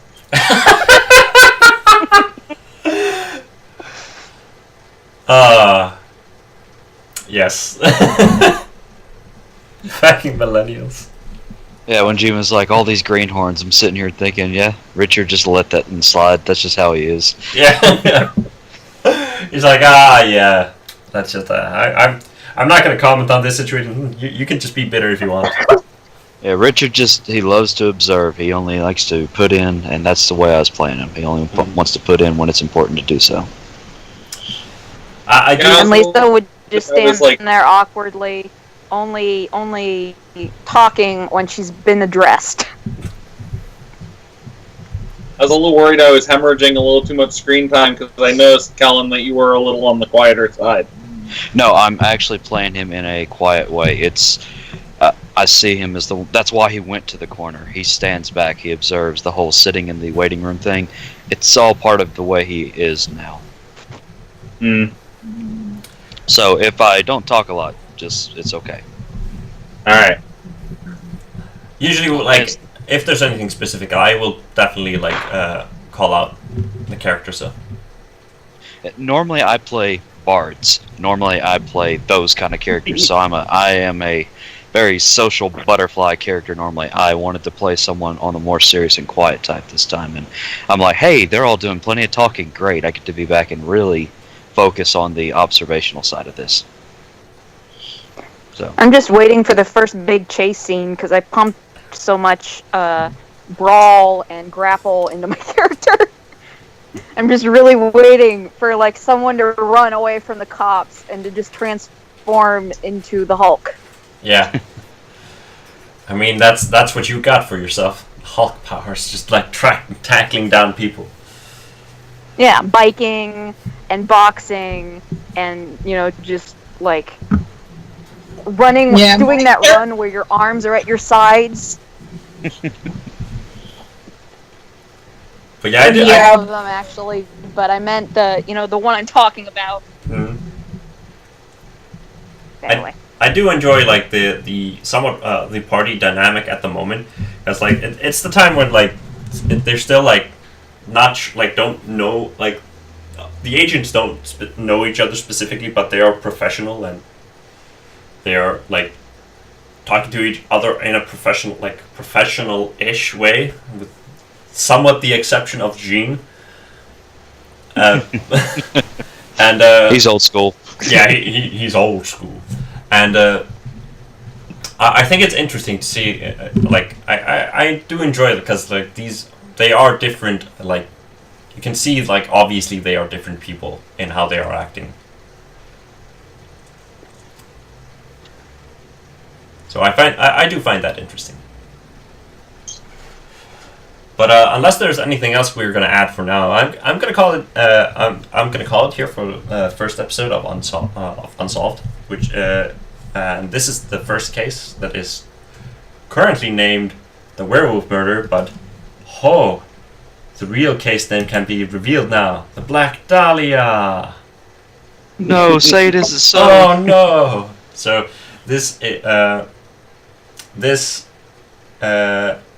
the first basically story will be revolved around the Black Dahlia murder.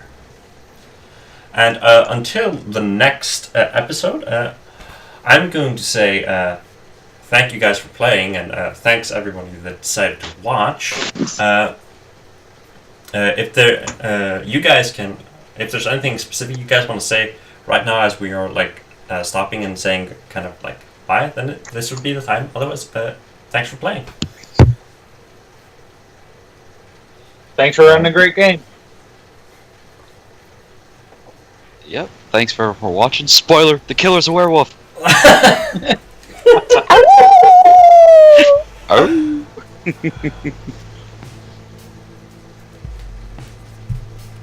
So, thanks for watching, guys.